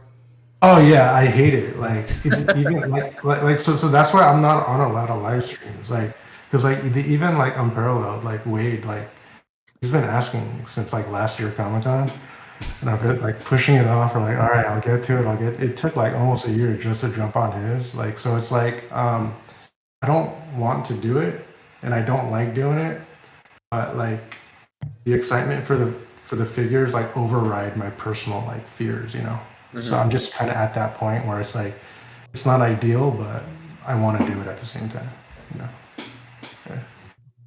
Hell yeah. Excellent. But you jumped into the no spin zone, so doing all right. No, honestly, you're super chill, dude. Like I'm happy that Jada's got someone like you. You seem to have the community's best interest at heart, and yeah, like you said, you're a collector too, so you're making the toys you want to see made. That's really cool. Yeah, I'm really excited to see where Street Fighter goes and where Jada goes in general. I'm excited to see what these other properties are too. I mean, I'm super excited for Comic-Con. Like the stuff we're gonna show, I think it's gonna like take the excitement to a whole another level. I think. Oh Excellent. my god. I love it. What was that noise? So Yeah. when you're Go ahead. developing like these like specifically the Street Fighter figures, like you said earlier, you're like a huge fan of like the old SOTA figures. Are you necessarily like what's your balance in terms of trying to pave like a new path with articulation versus trying to not necessarily emulate but just live up to past figures? I think it just happens naturally because in general, like if you're like a photographer or like you make video content, like whatever you start out with, you always want the next one to be better. Yeah. But it's not because you're trying to like be a trailblazer or like keep up with like what the standard is. It's just your own personal drive to just be better at what you're doing. So I think like it's not a conscious decision to do it. I think just naturally after working on monsters, like, oh, I could do it better. And like wave 2 of monsters, like, oh, for Street Fighter, I can do it better. So I think naturally getting better is just like your own personal like growth. And like, because like, like I'm sure if you guys made any content, like you could look back on the first one and say like how much worse it is compared to now. So I think Oh, Pancho does frequently. yeah, so the growth is natural, honestly. It's not a conscious decision to be better. It's just natural. Yeah, incredible. Yeah, like one of the most memorable things about watching you talk about what you do on all these other live streams is just you constantly talking about how you want to improve the next figure. And whenever you're talking about, you know, like whatever, the thing that always stands out to me is whenever you talk about the Mega Man, how like deep you dived into how much better you can make it, like just over and over. So that always stuck with me. So it's really cool. Yeah, because there's like a comparison, right? Like if you familiar with like our monsters, you can say that Street Fighter is a better version of that type of figure. And if you have like the first General Mills, Chester Cheetah is a way better version of that figure. Oh, nice. You know, so like, yeah, so like if you follow the figures, you can kind of see the story of how like more cartoony style figures started and how they're getting better, and more like, you know, superhero style figures and how they're getting better. And that's also cool. Like we didn't plan it, but it is cool having that side like food mascot line, because it gives us an opportunity to make a different style of figure. Like Chester and Street Fighter, they don't have the same exact articulation scheme. You know, like Chester's single jointed, whereas Street Fighter's double.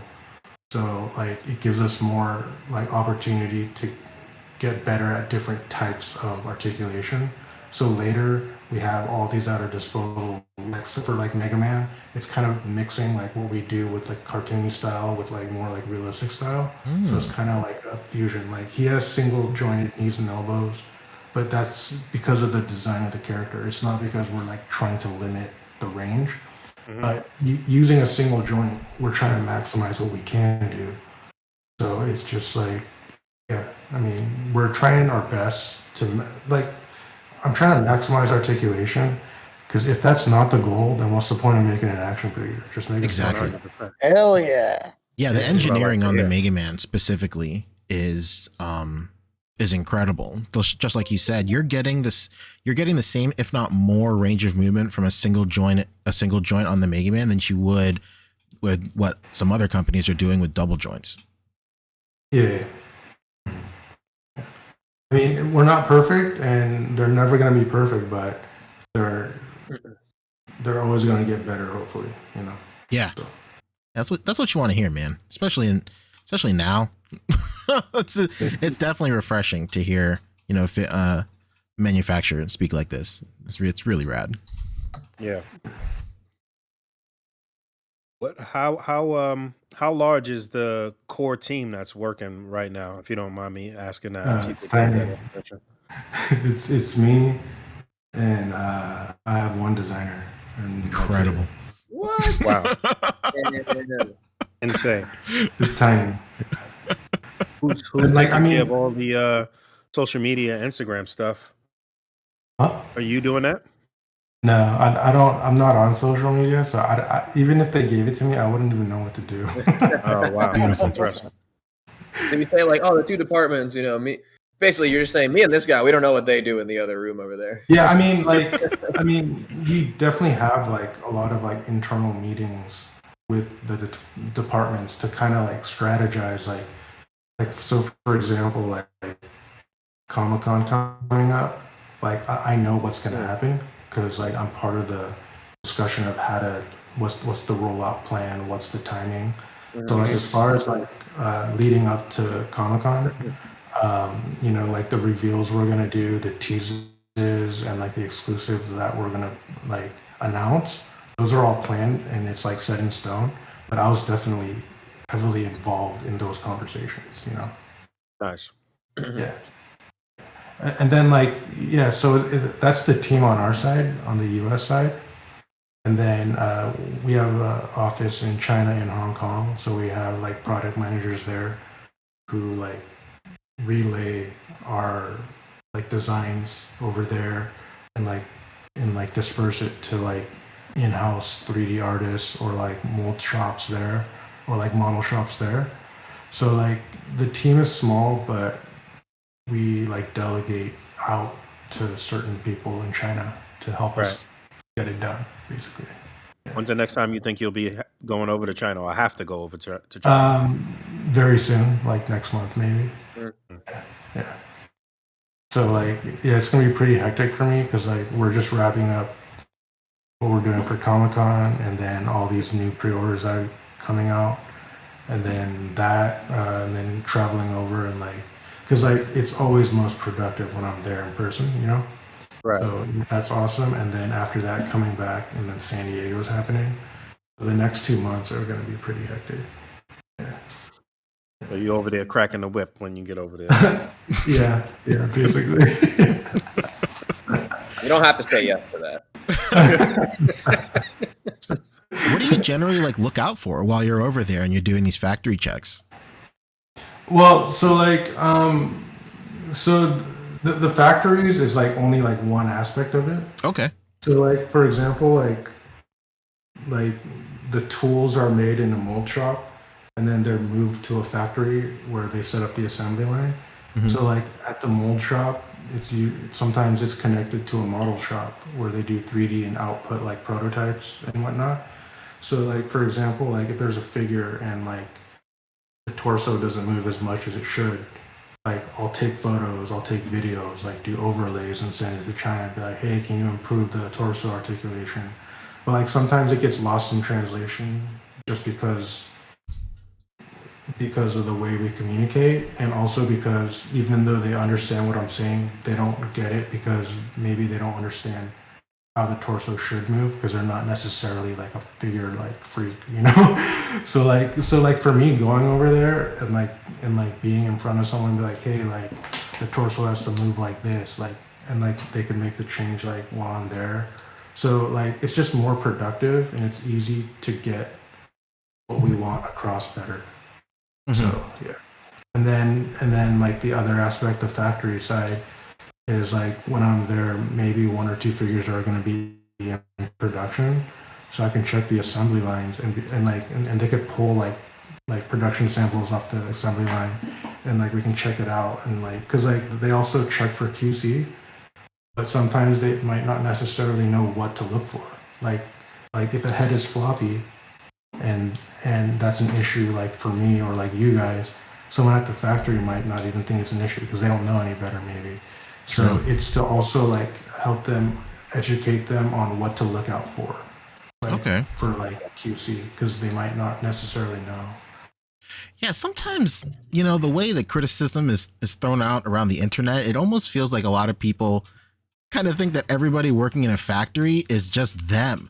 Like they're just into figure, but they're just dudes that work there. Like they don't know. They're just if you tell them or there's instructions, they'll follow it. Mm-hmm. But that's about it. You know, they're not going to know exactly what the issues are. They don't know.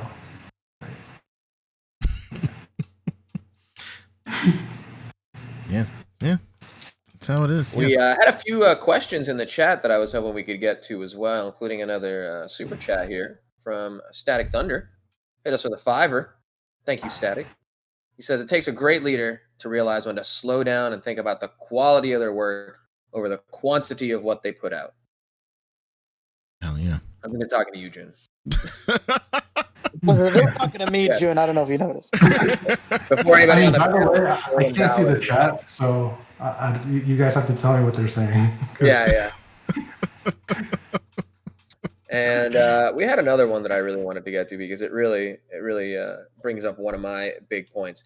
If all of this, you know, relationship with Universal and doing all the die-cast Fast and Furious cars and now doing figures hasn't been leading us to a fully articulated Dominic Toretto. What has been doing? I would say the chances are very low. Oh, man. Very low. Yeah, I think you've said in the past that you're just you don't really feel like you want to focus on doing real people, right? That's yeah. It's because like we're not good at it. Like I'm not good at it. So like, and it takes a long time. Like, I mean, I'm sure eventually we can get to a point where we can do it, but at this point, I don't want to dedicate that much of my like time to doing like actor likeness. And because even if we avoid that for the time being, there's still a lot we can do. You know, it's not like we're like handcuffing ourselves that much at this point. Yeah, for I mean, sure. speaking of licenses, you already have. You guys, you're talking about Fast and the Furious, but I think a lot of people before that picked up any sort of steam. We all knew Jada from Initial D. Yeah. Have you guys ever talked about making Initial D figures? Huh? I don't think we have the license because, we've had the license at one point, but it's long expired, and since then, like the license holder changes hands, the people in the company who do the approvals are different. So but I do know that we've been trying to do that again, but it's not. We don't have the license, and it's not necessarily easy to get it. So. Yeah, I was gonna say somebody must have had the same idea. I don't know if you saw. There's a third party company absolutely making illegal versions of the 3 guys from Initial D right now. Oh, okay. Yeah, I don't know if you saw that. They're wearing cloth clothes. Yeah. Yeah, the ones that did the Rurouni Kenshin, but they changed the name, right? Like it's the same company, but they changed the name of it. Yeah, leave it to third party Chinese places to keep changing their names. They did the Slam Dunk figures too, yeah. Yeah. They did Slam Dunk. Juhn, do you keep up with any of the these past toy Kickstarters that have been happening throughout the year? Is that stuff that you look at? Yeah, I definitely look. I'm definitely even if I wasn't making figures, I'm always keeping up with what the newest figures coming out. Yeah. But even so now, because it's good to know what's happening. Kickstarter wise, I think they're cool. I haven't backed any of them, but I think they're cool. I know there was the Jesus one and 7 and I'm aware of them, but no, Okay. I didn't get in on them. Yeah. What was here's the real question. What's your video game history like, Juhn? You said earlier you used to frequent arcades for Street Fighter 2. Who was your main for Street Fighter 2? Question 1. And can you beat me in a round of Street Fighter? Yes or no? What do you think?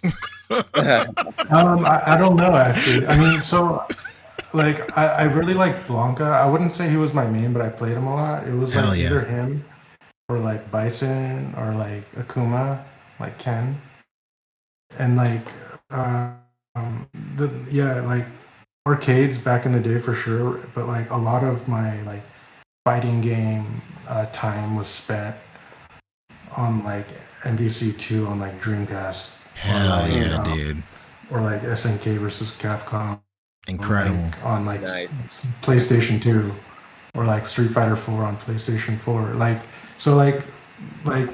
As I got older, it was more playing on consoles, playing with friends. Yeah, I was about to ask you what consoles do you own right now? So I have a PS5 and I have Street Fighter 6 on pre-order. So hell yeah, dude. I'm looking forward to that.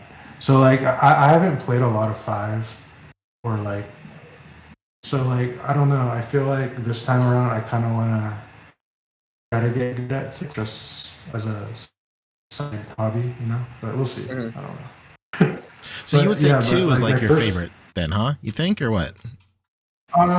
It's definitely the most impactful.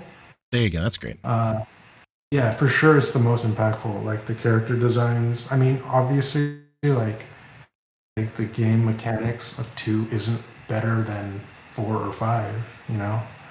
Depends who you ask. But but the impact is definitely there. True. And outside of fighting games, Nintendo was huge when I was growing up. What were some of your favorite Nintendo games? I would say Zelda for Super Nintendo was one of my favorites.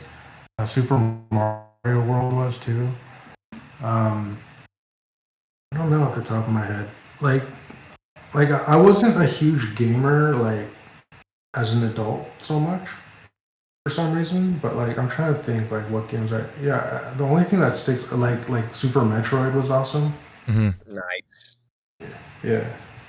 So yeah, I think I'm a Nintendo fan too.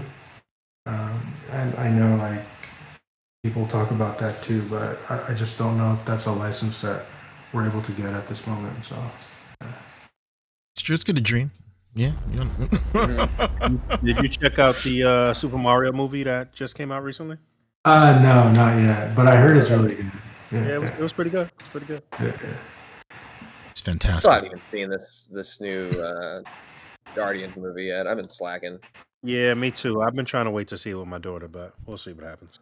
I'm just gonna be on Disney Plus any moment now at this point. All right. Dude, now that you got all these, well, you're gonna have 9 now once Comic-Con comes. Now that you've got 9 figures under your belt, and you're looking at this SF2 roster, do you have any character that you think like, God, man, that's gonna be a pain in the ass to make? Yeah, I think so. Like, in general, like from any company, when you buy like a bigger, bulkier character, like articulation is always more limited compared to like a standard size figure. Mm-hmm. And I wonder if is it not possible to get maximum range on a bigger character? I don't know. So like so when we get into like the bigger size characters, I really want to see like, is it possible to get more range, or is it impossible for a character like Hulk to have more than 90-degree bend at the elbow? I don't know. So like when it comes to like those like body types, I really want to know like how far we can push it. I double dog dare you to try. Okay. With like, that's immediately what I thought. Man, it's gonna be tough when you get to Zangief and T-Hawk and all those bigger characters. Like how things are gonna translate to that scale. Yeah. So that's like next, like on my plate, because like standard human we did, like a female buck we did. So it's like the bigger size characters. Like how far can we? Is it really that limited? I don't know. We'll see. Yeah. I think just as important. Because Blanca's like a middle ground between them. Like he's not big, but he's not small, like a regular human. Yeah, I was just gonna say, with Blanca, I would say his hair is also another point of like another obstacle, I'd say. Do you get like excited when you think about ways that you can try and like engineer your way around some of these hardships of figures and stuff?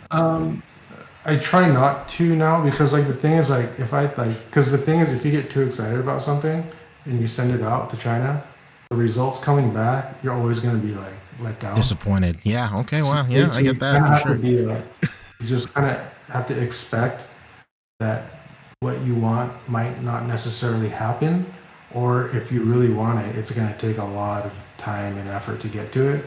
So it's like it's not about being excited about little things. It's about, can the full package be like live up to like what I want it to be, Oh wow, yeah. Wow.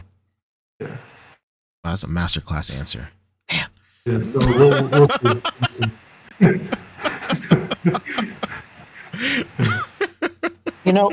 One question I had, Juhn, because I can't get answers from anybody else. They're not really honest, like you are. But so I think you're the only person I could ask. Why is it that everyone that has the Mega Man license, they choose to never make Proto Man? He's insanely popular. He shares the same sculpt. Can you get us into the mindset of the person that holds a license for Mega Man and give us a reason to understand why they don't do it? Because I would understand if he wasn't popular. If you told me like, that guy's kind of like a niche guy, or he's not really that big, I'd understand. But from whatever I can tell from growing up, like he was always insanely popular. He was always in a lot of media. So I don't really understand why, like across the board, everyone that's ever had this license just never does it. I don't know. Can you give us some insight? I don't know, because like it's hard for me to like tell you what some other guy thinks. I have no idea. But like, but the thing is like, but I feel like, I don't know. I feel like if you got the Mega Man license and you're not personally like deep into it, I think you'd be satisfied with making a Mega Man and calling it a day and moving on. You know, It's true. Maybe, I don't know. And the Yeah. thing is, so like characters outside of Mega Man, like our pre-orders haven't gone up yet, right? So even we don't know, like, is Iceman gonna do well? Like, well, but like, so once the pre-orders go up, we're gonna have a better idea of like how well are these other characters gonna sell compared to Mega Man? Because obviously Mega Man is gonna sell the best. But is the drop off huge between Mega Man and the other characters, or are they like similar? So like, and in companies who have made other characters outside of Mega Man, maybe they realize that the drop off is so steep that it's not even worth going down that path and just sticking with Mega Man, which I hope isn't the case for us because I don't want to. I want to keep going with like Robot Masters. So for me personally, we're gonna find out very soon once the pre-orders go up and see like. Whoa. Yeah. Yeah, I wanted to bring that up too because you know, I think one of the best things about what you guys are doing with the Mega Man Legends is you're doing Robot Masters, which is something nobody literally never does. Yeah. So, I mean, it could have been you guys could have just done a Mega Man and then just done palette swaps, like, and then just rode that gravy train all the way to, you know. But like, what was it like? What was it like making the decision to just dive deep and do Robot Masters? Is it just because you wanted to do them? It wasn't difficult. It was like that was the first thought that came up. It's like there was no debate. Incredible. Yeah, I'm saying, man, you're like the only person that's had this license that has any common sense. It happens all the time. Like I think there's like 3 different people that have it right now, and they just do like endless versions of Mega Man. Like Yeah, but I might be speaking too soon. These pre-orders might come out. And I don't know. We'll see. No, I don't know, man. I think people are so hyped on what you're doing right now. Like obviously you've said in other shows before that it's really early to tell. But let me tell you something from a guy on the ground. Your figures, they don't stay on the shelf for even more than a couple hours. They're usually gone like immediately. I would be really shocked if you told me like, man, people just don't give a shit about Mega Man because these Street Fighters, like I know people like Street Fighter, but they don't love them that much. Or maybe I'm wrong. Maybe they do because these things they're selling insanely fast, and I have high hopes for Mega Man. If these SF figures are even like are only double as popular as the Mega Man, then you're in for some good shit because these things they don't stay in stock. Oh my There it is. god! Oh my god! Look at that! Oh, Look at that. Yeah, You know what helps too is that I guess the other big like company doing video games stuff is Storm, right? And they're not at retail though, right? Didn't we discuss that a couple of weeks ago? yeah. They used to be Yes, the- is like the exclusive retailer for them now, right? Yeah, they used to be at other retailers, and they did not like not being able to control their price, Mm-hmm. and they ended up switching just to BBTS only. Speaking of retailers, Juhn, one would think that a Street Fighter line, a Mega Man line, is ripe for the pickings over at GameStop. Is there a reason you're not at GameStop? Yeah, that's a good question. I think in general, like GameStop in the past couple of years have had some issues internally, like money issues. You know, I think at one point they were almost going bankrupt, right? Yeah. Yep, you saved them. I'm still holding. Yeah, me too. But, yeah,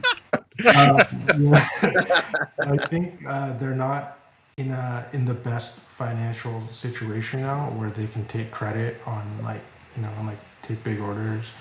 So yeah, I mean, yeah, obviously it's very obvious that it should be there, but I just don't know if they're in a spot because I also noticed like a lot of like Marvel GameStop exclusive stuff too. Like they're not doing a lot of GameStop stuff anymore. Like No, yeah. they're becoming fan channel now. So yeah, I mean we've talked to them and like we've tried to get like game related product in there, but I just don't think they're in the best spot right now. Okay, I just wasn't sure if it was like we just said before, I wasn't sure if it was a case of like Storm. Like I know just from being, all of us around the industry so much and talking to people inside these companies, I know that they, and I'm sure many other companies, they don't like that GameStop would discount their things so quickly or without their consent. And I didn't know if that was the case with you guys, if you guys were just not interested in playing the discount game that they like to play sometimes when their stock isn't doing what they would want it to do. Yeah. Yeah, I mean, I'm not 100% sure, but I do know that it's probably risky to get into business with them right now. Okay. Got it. And Yeah, you know, this is all news speaking to me. I just checked my Robinhood and it's bad. and speaking of stores, are you guys going to be in Walmart? We Or is that too difficult to get into right now? we've been trying. Yeah, obviously Walmart, Target are the big two. Like if you have full distribution in those stores, then you're good. Like you're set, right? So obviously that's what we want. Like that's what I want. But yeah, it's not easy to get into these big retailers. So we're just gonna try every season and see what happens. Yeah, I can't believe that these guys have like pegs full of Migo figures, but they're over here thinking about Jada. They gotta really think about Jada, but these Migos, oh my god, they get like 5 pegs. Yeah. Yeah. I mean, I don't know if it's, I don't know. It's tough to get into big box for sure. I have to think that Ryu from Street Fighter would sell better than I don't know, Alice from the Brady Bunch, whoever Migo makes. Yeah, it's gonna sell better than Peggy Bundy, the Migo. Like, come Yeah. on. Yeah. But yeah, Do we- hopefully you guys do make it. I'd love to see you guys there. Give us another place to hunt for these figures. Well, because the thing is, like we do have product at Walmart. It's one of our biggest customers. Like we have vehicle, we have diecast there, radio control. We have diecast figures there. So you would just assume like, hey, you guys already do a lot of business with them. Like they would take the figures, right? But it doesn't work that way. Like each category is a different buyer. Like the person who's buying our diecast has nothing to do with our action figures, right? So every category is a completely different like thing. Yeah. Okay, Do we that makes want sense. to we want to check the chat and see if anybody has any specific questions that we didn't get to? Yeah, if you haven't, if maybe you already had a question that we haven't gotten to, go ahead and put it down in the chat now so they're fresh and all together. We'll get to a few more questions here at the chat. We're at the top of the hour. I think we'll probably give our plugs and say goodnight soon. Yeah. Okay. So any more questions? We had a few more super chats to catch up on in the meantime. Okay. How about one from Ebony Leopard, $4.99 from Ebony Leopard. Thank you, sir. Is Street Fighter the only Capcom license you were pursuing, or do you have eyes on any others? Say like Strider or Captain Commando? Yeah, so we're doing Mega Man in Street Fighter. Mm-hmm. And for me, like long term, I would love to do every Capcom character in the Versus series, like Marvel vs. Capcom. Like if we can do all the Capcom side, that'd be awesome. Like Strider would be awesome. Commando, Jin, and then like there's like Darkstalkers characters, Resident Evil. Yeah, I mean, yeah, I want to do all of them. Oh. I want to. Doesn't mean we are. Huh? How about we like long-term Versus series, short-term Smash guest characters? Yeah, I mean, some can work for both, but yeah. But like short term right now is complete the Street Fighter 2 roster. That's like once that's done, I feel like a lot of other because like I feel like if we never get that done, then like people are not they're gonna be deflated. I'm gonna be deflated, right? So at least getting that one thing done, I think will at least stamp ourselves as like, all right, they're like serious, you know. Yeah, I mean, I was happy to hear that they didn't restrict Darkstalkers. I don't know why you don't hear much from it. It's such a popular series. You'd think they'd do more with it, but I was glad to hear that they're open to that. So Yeah, because like I looked into Darkstalkers like from like a toy making standpoint, like recently. Like those character designs are actually kind of difficult to make. I mean, there are some humanoid characters here and there, but a lot of them, I think it poses a big challenge. So, um, so off the top of my head, like that Sasquatch guy, he's like a little like snowball guy. Would be hard to make. And like a lot of the accessories and like power sets, like the Egyptian guy. What's it? I don't know how to say his name. Oh yeah. It's an Anacharis or Anachar. I don't know how to say his name. Like if you're doing him properly, it's very difficult. It's gonna require a lot of like tooling because like every like power move, it looks completely different, you know. And like I mean like the easier ones and the obvious ones like Morrigan, like it is relatively easy, but she also has like wings and like wings here and like her actual wings they like spread out but they also like fold up. So I think in general the character designs are a bit more challenging to translate into action figures. Yeah, I think the easiest male is what's his name? What's the vampire guy's name? Oh, yeah. Dimitri. Yeah, there we go. Him and like Bishamon would be good. That like samurai guy because he's just a samurai. But even him, because like you can't. It's hard to articulate his torso. Oh yeah. He That big has like torso. a mouth on his torso. So yeah, all the designs are cool, but it's like challenging.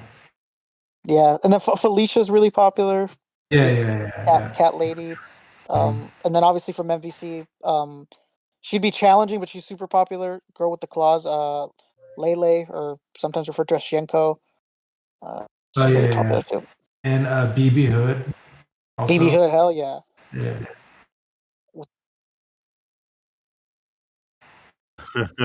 Yeah, I mean, as long as they're awesome, as long as like a figure would look awesome, like I'm down to do it, right? Oh yeah. That would be Yeah, cool. gotta come with the machine gun, huh?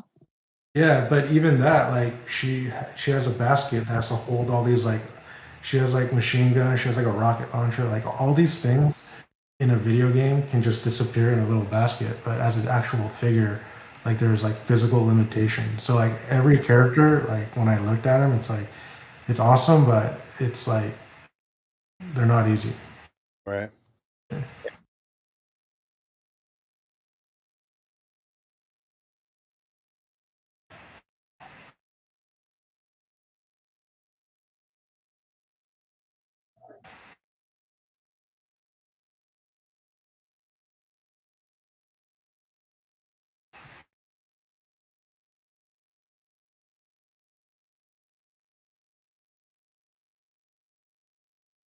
Yeah, for sure. Like effect pieces, like you know, like in general, like when it comes to like how the figure functions, it's not so much about creating an articulation scheme and applying it to everybody, but more so the articulation on each character should suit what they do, you know?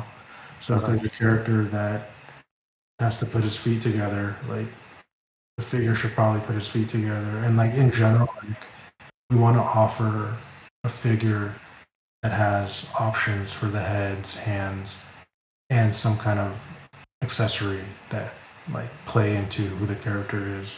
Because like you know, just coming out with a figure with no like accessories, it's fine.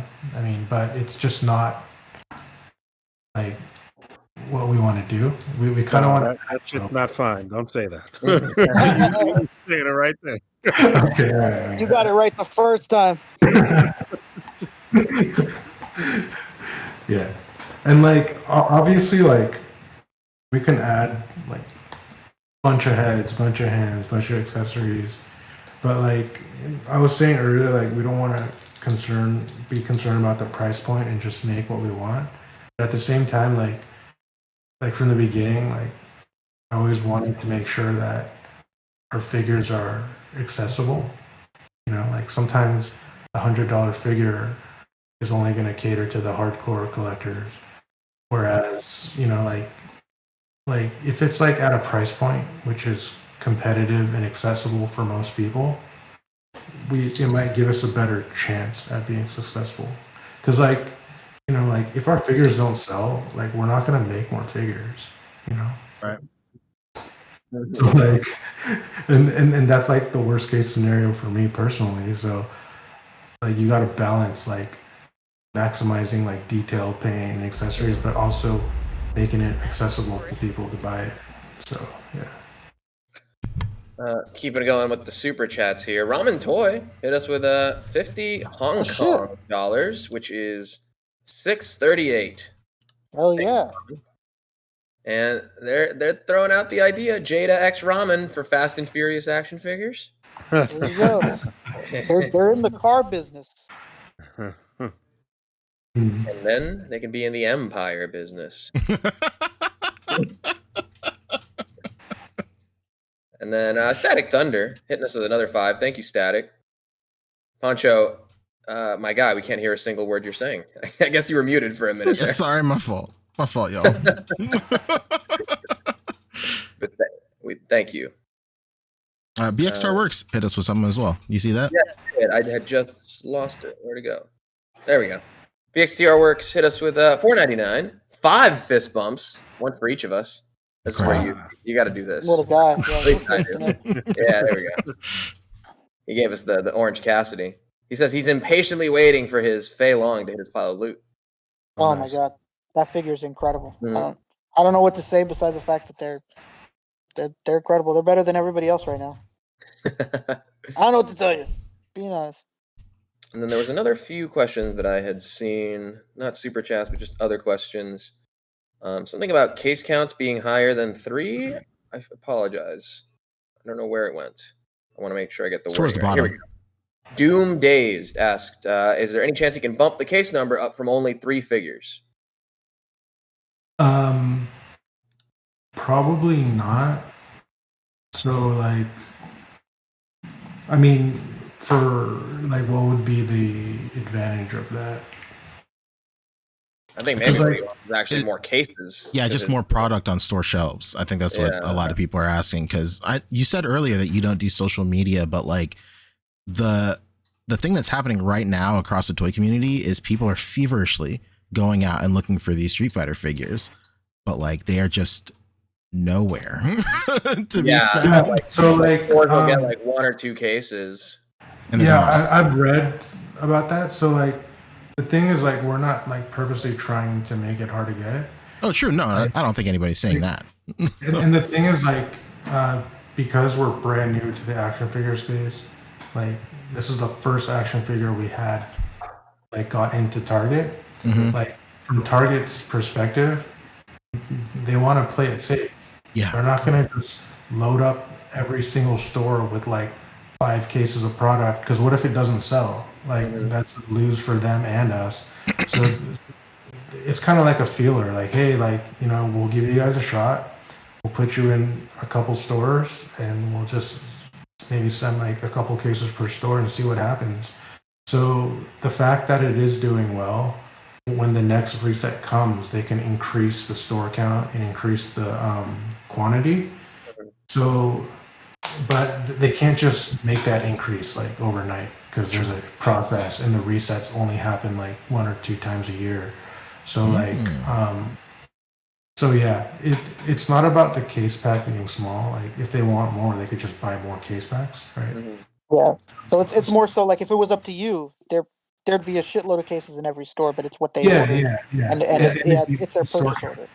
Yeah, because like I think our Street Fighters are only in like less than a third of all the Target stores in the U.S. So it's not at every single Target.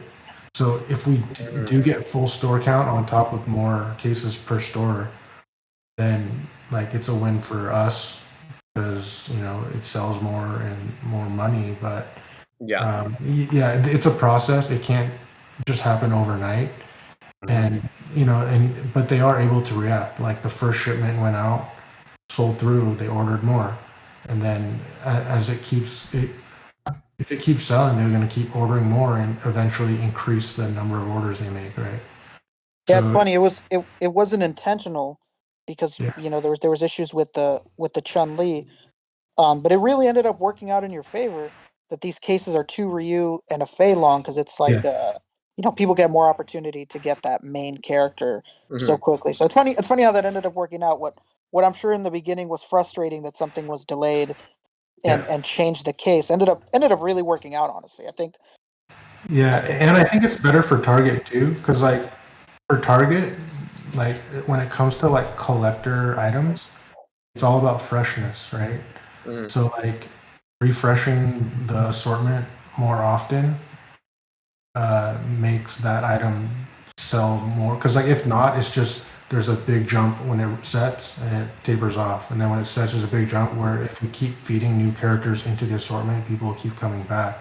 So it kind of worked out in that Chun-Li is going to be waved into those cases, so it's going to bring some freshness to that facing, like, and then so like I feel like, and I know like we're developing them in waves, but I mentioned this on another stream, like, you know, if Ken's done quicker because he's already developed, we can just put them into the mix and just put them in as they're done, so it constantly keeps that facing at Target fresh and new. So it kind of Okay, yeah. So it's like you have a little bit of the old, but then you have something new that people are still chasing and looking forward to at the same time. And people jumping on, finding out about it after the fact, can still get those earlier releases. Yeah, and we could also adjust the assortment in the 3 case packs. So when Chun-Li first comes out, we might do 2 Chun-Lis per case pack in the beginning because that's what people want more. And then as it evens out, we can do 1 of each character. And then later when Ken comes, we could do 2 of Ken or replace him with like another character. So always keeping the assortment different and fresh will, I think, will be better for us in the long run. So yeah. Fantastic. Excellent. Love it. Love to hear it. Any more questions down there, Fabio? It was pretty much just Doom Days. Also clarifying as far as the single case with an odd number, but you pretty much answered all that too just now. And, Because Oreo originally it was going to be 1 of each, right? So Yeah. Oreo Mega with a great point that honestly it makes sense that it's probably like a good thing that maybe Target thinks they're flying off the shelves at first, you know. Please keep it going. Ryan Merchant asking, any thoughts about multipacks? maybe. I think it depends because like I think it's good and bad because like if there's a multi-pack and you really want a character but you don't care about the other one, it kind of forces you to spend more on something where you might not necessarily want every figure in the pack. So I don't know, honestly. Like, not currently, but if it makes sense for sure, but it's not part of the line architecture, you know? Okay. So I'm not sure. Oof wants to know, how's the reception and demand from an international market point of view? I think Street Fighter is number 1 out of all the ones we're doing. So yeah, I think just Street Fighter in general is kind of like the like breakout star. Yeah. And then, you know, like, and like some licenses, we don't have rights internationally. I think like General Mills, we don't have international rights. So it also depends on that too. Damn, they're stopping you from giving everybody the mascots. Yeah, that sucks for all the Count Chocula fans in Japan. How'd you know I love Keep Chocula? dreaming, Nihon. Oreo Mega's asking, is getting the license for TV shows harder than for games, Ben 10 versus Street Fighter, for example?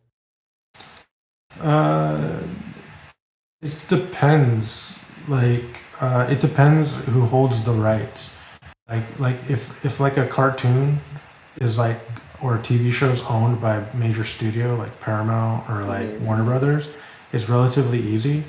But if it's like, you know, like a property that some like independent creator owns, it's going to be more difficult. Yeah. Oh, very interesting. Okay. Yeah. Well, studio's like, wait, you want to give us money? Okay. And this individual artist is like, hey, whoa, what these figures are gonna look like? Uh-huh. Yeah. Static Thunder is asking, when those larger figures eventually come out, do you think they're going to be at the same price point with less accessories, or at a deluxe price to accommodate the size? It's a great question. It's gonna be deluxe because it's the larger figures won't fit in our existing package anyway. So it has to be a bigger package already. So there's no like point to try to squeeze it into an existing form factor. So if it has to be different anyways, we might as well just do it different and have it come with what it needs to come with. Yeah. I'll toss this question in. What do you think about how companies do like DLC sometimes? Like we see it with SHF, where they'll put in like one part for a completely different figure with a release. I kind of like it. I think it's cool. And it's cool if it makes sense, right? Right. I think like for something like Street Fighter, I think it makes sense. Right? Oh yeah, because you'll need 2, bare minimum. Yeah. If you pack something in with somebody's like canonical like counterpart character, it makes perfect sense. Yep. Like something cool for Ken that comes with like your next Ryu or something like that, vice versa. Yeah. So I like it because if you're all in, it's a bonus, and if you're not, who cares? It's just another piece in the box. You'll just never take it out anyway, so it doesn't matter. It's beautiful. Beautiful answer. Have you guys thought about doing any type of Build-A-Figure ideas or anything like that? Whoa. No. Because like even if we wanted to, I don't think we can. Because like I don't know if we can come out with like 8 figures at once right now. True. To do the Build figure. I mean, it wouldn't have to be all at once. I mean, you could piece it out over a few. Yeah. No, we can. Don't do the McFarlane thing. Yeah, a whole year, a whole like 2 years to build a figure. Dragon Stars Don't did the have same the same thing. figure in stock with one piece for 3 months, and then the next one for 3 months, and then at the completion of the year, do one box set where each one is $5 off, and you get all 4 at once. Don't do it. It's terrible. Didn't Diamond do that as well with that? Ghostbusters and the rooftop. Did they? There's no way. Yeah. But the thing is, like, Build-A-Figure, like, it's cool. Like, I have a couple Marvel Legends Build-A-Figures, but like for us, I feel like if we add a Build-A-Figure piece to our existing figure, it has to take away from replace the accessory, maybe.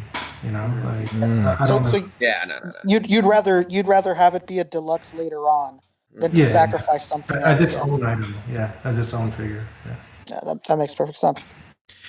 Christopher Miller's asking a great question. Any thought on beat up face sculpts for Street Fighter characters? Continue screen faces.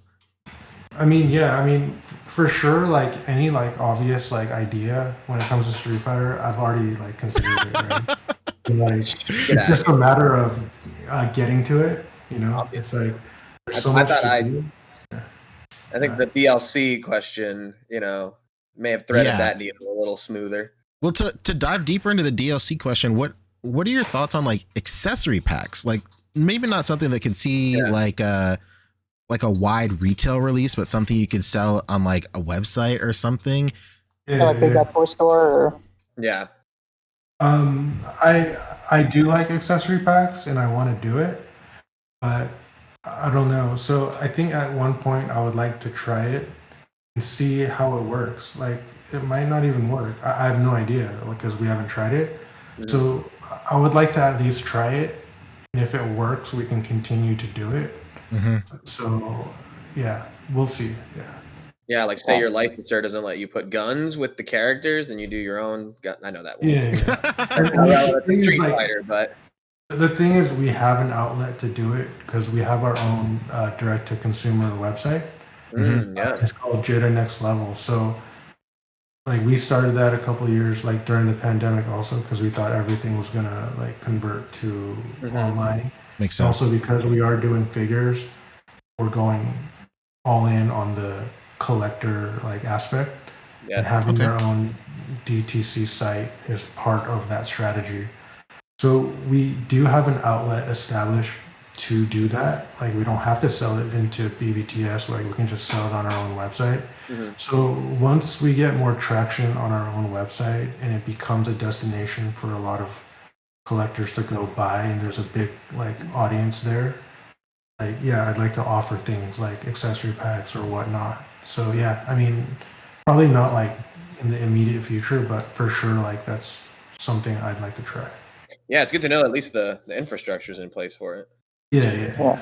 And you Yeah, know, one thing we would be remiss to bring up is I don't know if you saw yesterday, a certain company revealed they look identical to exactly what you do. Do you find things like that funny? Is it like a little annoying? Like where's your head at with these guys literally copying you almost identically? No, it's not annoying. It's like I think competition is good because it forces you to like try to get better, you know. And you know, like honestly, like if they're showing figures like that, they've been working on it for a while. You know, it's not like they saw Street Fighter come out at Target last month and like knock this out. So like, Get this ready before he goes on the podcast. Write that down. yeah, I mean it's awesome. Like the thought that came to my head when I saw it was like, oh, I'm so glad they didn't do Street Fighter because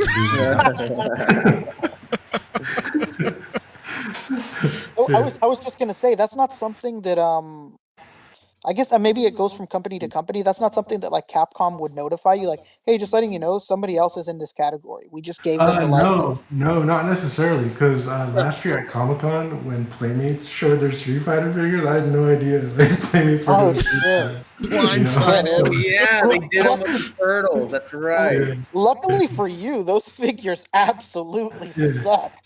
Yeah. Not So, I mean, like either way, it's good. If they suck, that's fine. It makes our figures look better. Or if they're good, that's better for us because it's going to force us to step it up too. So either way, I think competition is fine. I'm not too concerned about it.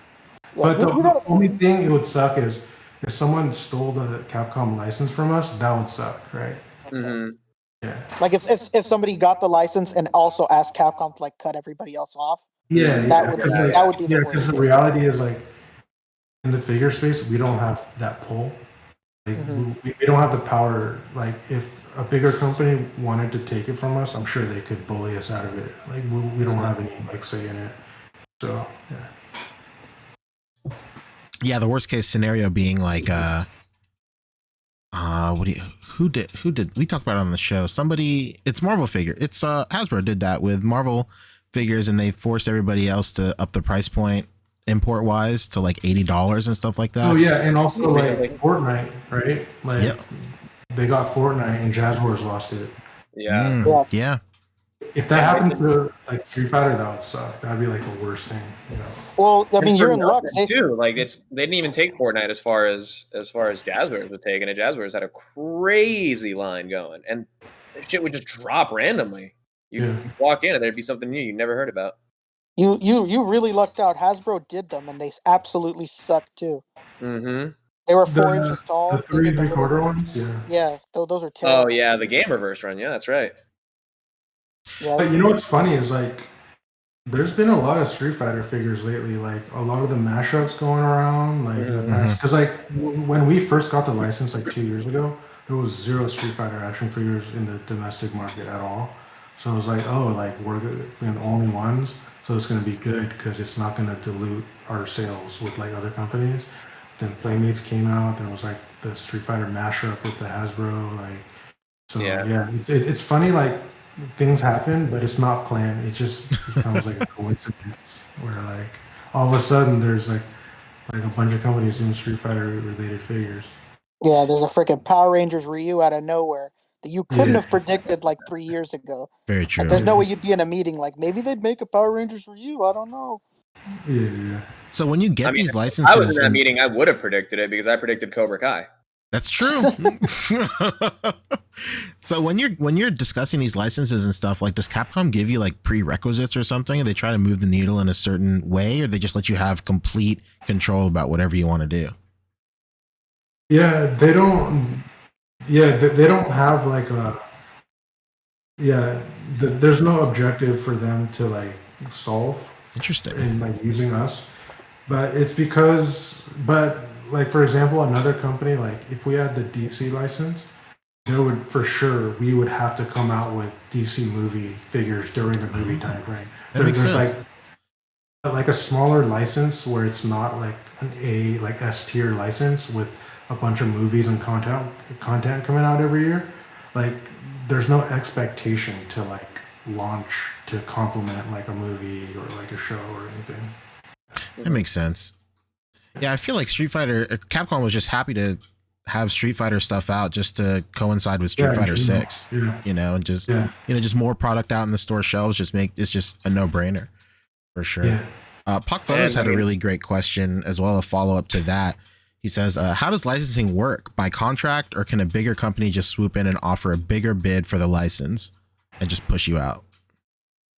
I mean, sometimes there is a bidding war to get the license, but once you sign the contract and you're locked in, most of the time that's it, right? Because once the contract's signed, if you want to get out of it, it's not easy. but like typically contracts with licensors are a couple years. So even if it's locked in now, when we're coming up for renewal and a contract's expiring, another company can come in and swoop it. But usually during the contract you're fine. So we have to, if we for example, if we keep doing Street Fighter figures for the next 10 years, we're probably gonna have to renew our contract 2 or 3 times during that duration. I see. Yeah. So getting the nitty gritty of that, what's the situation like? So if your contract expires in the middle of development for a figure, at a factory level, what does that mean? You just, even though figures are already produced and maybe even packaged, are you just not allowed to sell them anymore? Or well, you have to time it. So usually renewals don't happen when it expires. It happens 6 months, 8 months before it expired. They lead up to it. I see. So Okay. there's a smooth transition. So That makes there's no sense. but if it's completely done, usually there's a sell-off period. So if we have product out or producing that's going to come out in the market this summer, our contract ends at the end of this year. You negotiate a 3-month or 6-month sell-off period where we're not producing anymore, we're not developing anymore, but whatever product we have out in the market has that buffer to sell through. Okay. Yeah. And I could imagine that's beneficial for both parties anyway, so they would Yeah, want you yeah. to do that. You know? And sometimes what happens is if you're stuck with inventory and your contract runs out, you have to get rid of your inventory, right? So you could either negotiate to sell it to off channels or you might even have to just donate it, get rid of it, or burn Oh it. man. Dump it in I'll the give you after the show. I'll give you an address to donate everything to. Don't worry, it's in California. It won't Rick, be this is a expensive. PO box, not an address. Oh shit. All right, we got a few more questions rolling in here. Brian Merchant, are licensing fees close to the same for most properties, or can some be significantly higher? Oh yeah, it's different across the board. Mm-hmm. If you're going for an A property, it's gonna cost more than something random. Yeah, I hear Star Wars is almost 20% or something. It's crazy. That's absurd. Yeah, there's some that are just absurdly high. Most this is stuff that Kyle has told me is most companies take 8 to 12, 13% or something, but some are just stupid high. And that's why the Star Wars figures cost more and come with less. Right. Snowcat is asking an interesting question. She says, "Are there any dream figures that are non-fighting game properties that you would like to do someday?" Yeah, for sure. Yeah. I mean, I don't know about dream properties, but there's definitely a lot of properties I really want to do. And so moving forward, when we try to acquire new licenses, that's going to be a big factor, right? So I mentioned we're showing a new property at Comic-Con. Mm-hmm. It's something I really wanted. Like, I don't know if I'd go as far as saying, oh, it's my dream license, but it's something I really want to do Very and nice. super excited to do. So yeah, if there's something that's like feasible and like realistic for us to get, it's something I really want to do, then we're gonna go after it. Yeah. Very nice. Yeah. Yeah. Do you have like this kind of makes sense with the last question, kind of a follow up, but like are there properties that you want to do that nobody else has done before that you're excited to kind of take a crack at? I would say that this one has never been done before. Incredible. I love it. I love it. All right. Whoa, I'm liking the sound of this more and more. This is That was great. literally the reason I asked that question. Incredible. Yes. Yes. Very nice. All right, Very let's nice. get one or two more from the chat. Anybody out there in the chat that has some couple questions? Because Yeah. we over time. Yeah, let's get those final questions rolling in. What was the Now bidding just war like- like for those cereal mascot? Oh, there was no bidding war. We just submitted and they're like, okay, cool. Damn, you So were great. you were like Randy with from NECA with gargoyles. Like one of the funniest stories ever is when he talks about how he got gargoyles, and he asked Disney, and they're like, "Really? Okay." And they gave him the license. They were probably no, actually. They were like happy. They were like excited. Like, oh, like a company is actually Yeah. willing to do this. Yeah, like they were actually like probably more excited than us about it. The Oh, I guy can't- I that's been cannot working wait. at the Boo-Berry department for 10 years is like, finally, Yeah, did, Yeah. vindication. did you find When the is contract Fruit like Brute? in a box of Count Chocula? Yeah, they haven't tried to persuade you to put it in a cereal box. Oh no, they're like super strict about those kind of things, like food, like licenses, like Oh yeah, dude. because you're risking like marketing to kids, you know. So Oh. there's actually more restrictions when making food related product. I never Oh, would have man, imagined so that a Count So we're Chocula not- would have more. So what you're saying is that this October I shouldn't expect a Fruit Brute figure inside a Fruit Brute? I mean, you can try and let me know how it goes. Speaking of the packaging, like you guys have like really interesting packaging for all your characters, like your cereal, like everything's on brand. Like who's in charge of that? So we do have a packaging team. Mhm. So like some of the properties like that or like Street Fighter, like you know, like I'm not physically creating the packaging, Mm-hmm. but I'll like give them like the idea. Yeah, you're in the Or, like, room. Yeah, you're. Yeah. So it's like oh like these mascots have to be in a cereal box. Like it has to.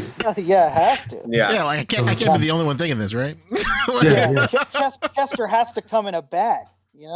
Yeah. So like we do have a dedicated packaging team, but if it's something that like figures, for example, I'll have a lot of like input as far as like how it should look or like what it should be, even, you know. So was it you that decided to put Street Fighter in that kind of packaging, like arcade? Yeah, hell yeah, Genius. Genius My farmer. boy, Genius. my boy Hannibal Beast says we need Noid for the mascot line. Oh yeah. Where's the The Noid? Noid. From the Oh, old like, Noid. the Noid, yeah. I remember the Noid video game. Remember that? Yeah, Yes. yeah. Oh yeah. It's like a Domino's pizza mascot. Oh my god! Like, All the pieces are lining up for Noid. Yeah, the Nesquik rabbit is in the other aisle waiting for his turn. oh my god. When is it me? The Milo soccer kid is ready. Oh, sorry, the guy Yes. started. Milo No. Soccer Kid. I'd lose my mind. Hell yeah. Oh man. Yeah, is that what people constantly bombard you with now? They all name like their favorite foods and they're like, wouldn't you do a Tony? Like, what's going on? Orville Redenbacher. What's going on? Yeah, I mean, it is kind Oh of cool that we're kind of becoming the go-to company to do a food mascot, because at least like it's kind of like a unique like It's segment very that we unique. own right now. So Yeah. Oh yeah. It's kitschy for sure. Like that's the a shelf buddy sort of appeal. yeah. Yes. Yeah, shelf buddy, desk buddy, a conversation starter for sure. That's buddy. That's what I Yeah, meant, right. 100%. Yep. Somebody's looking on your desk. They're like, "Whoa, man, is that Blueberry?" Yeah, and you can do the I can split imagine. like Bruce Lee. It's not just Blueberry. Take a look at this articulation, friend. You know. Right. I mean, there's a point where there's going to be some bleeding over too. Like, when are we going to get a Paul Newman from Newman's Own? You know, Oh, all-time great food mascot, but also a real person. when are we gonna All right, get the that Cheerios means- B? Oh my God! We gotta get the. We gotta Yo, get the there's a kernel. whole B movie line just Colonel. waiting to be made somewhere. That It's could already. be you. That could be Jada's magnum opus. I mean, it's like Michelangelo's David. It was already in the marble. He just found it. you know? Absolutely. There you go. All right. I think on that we'll go ahead and start wrapping it up here. Yeah. Absolutely. All of the other mascots are questionable, so we're just gonna leave True. those there. Where's we the gonna- we're Applejack gonna let you, Rastafarian? Oh, dude, yes, dude, the cinnamon. The All right. cinnamon. All right, guys, calm down. Pepsi Man. We're just gonna throw him out. Frito Bandito. We're gonna let you plug everything that we talked about. We're not doing any plugs tonight. Absolutely, So yeah. just give us the rundown on everything that's coming up, Comic-Con, everything that you guys have going on, and where we should look to find out what's Exactly. next. And What you do, where to find you. yeah. So more pre-orders are going to be coming up in the summer. Mega Man, Chester, Comic-Con will be there. We'll have a bigger booth.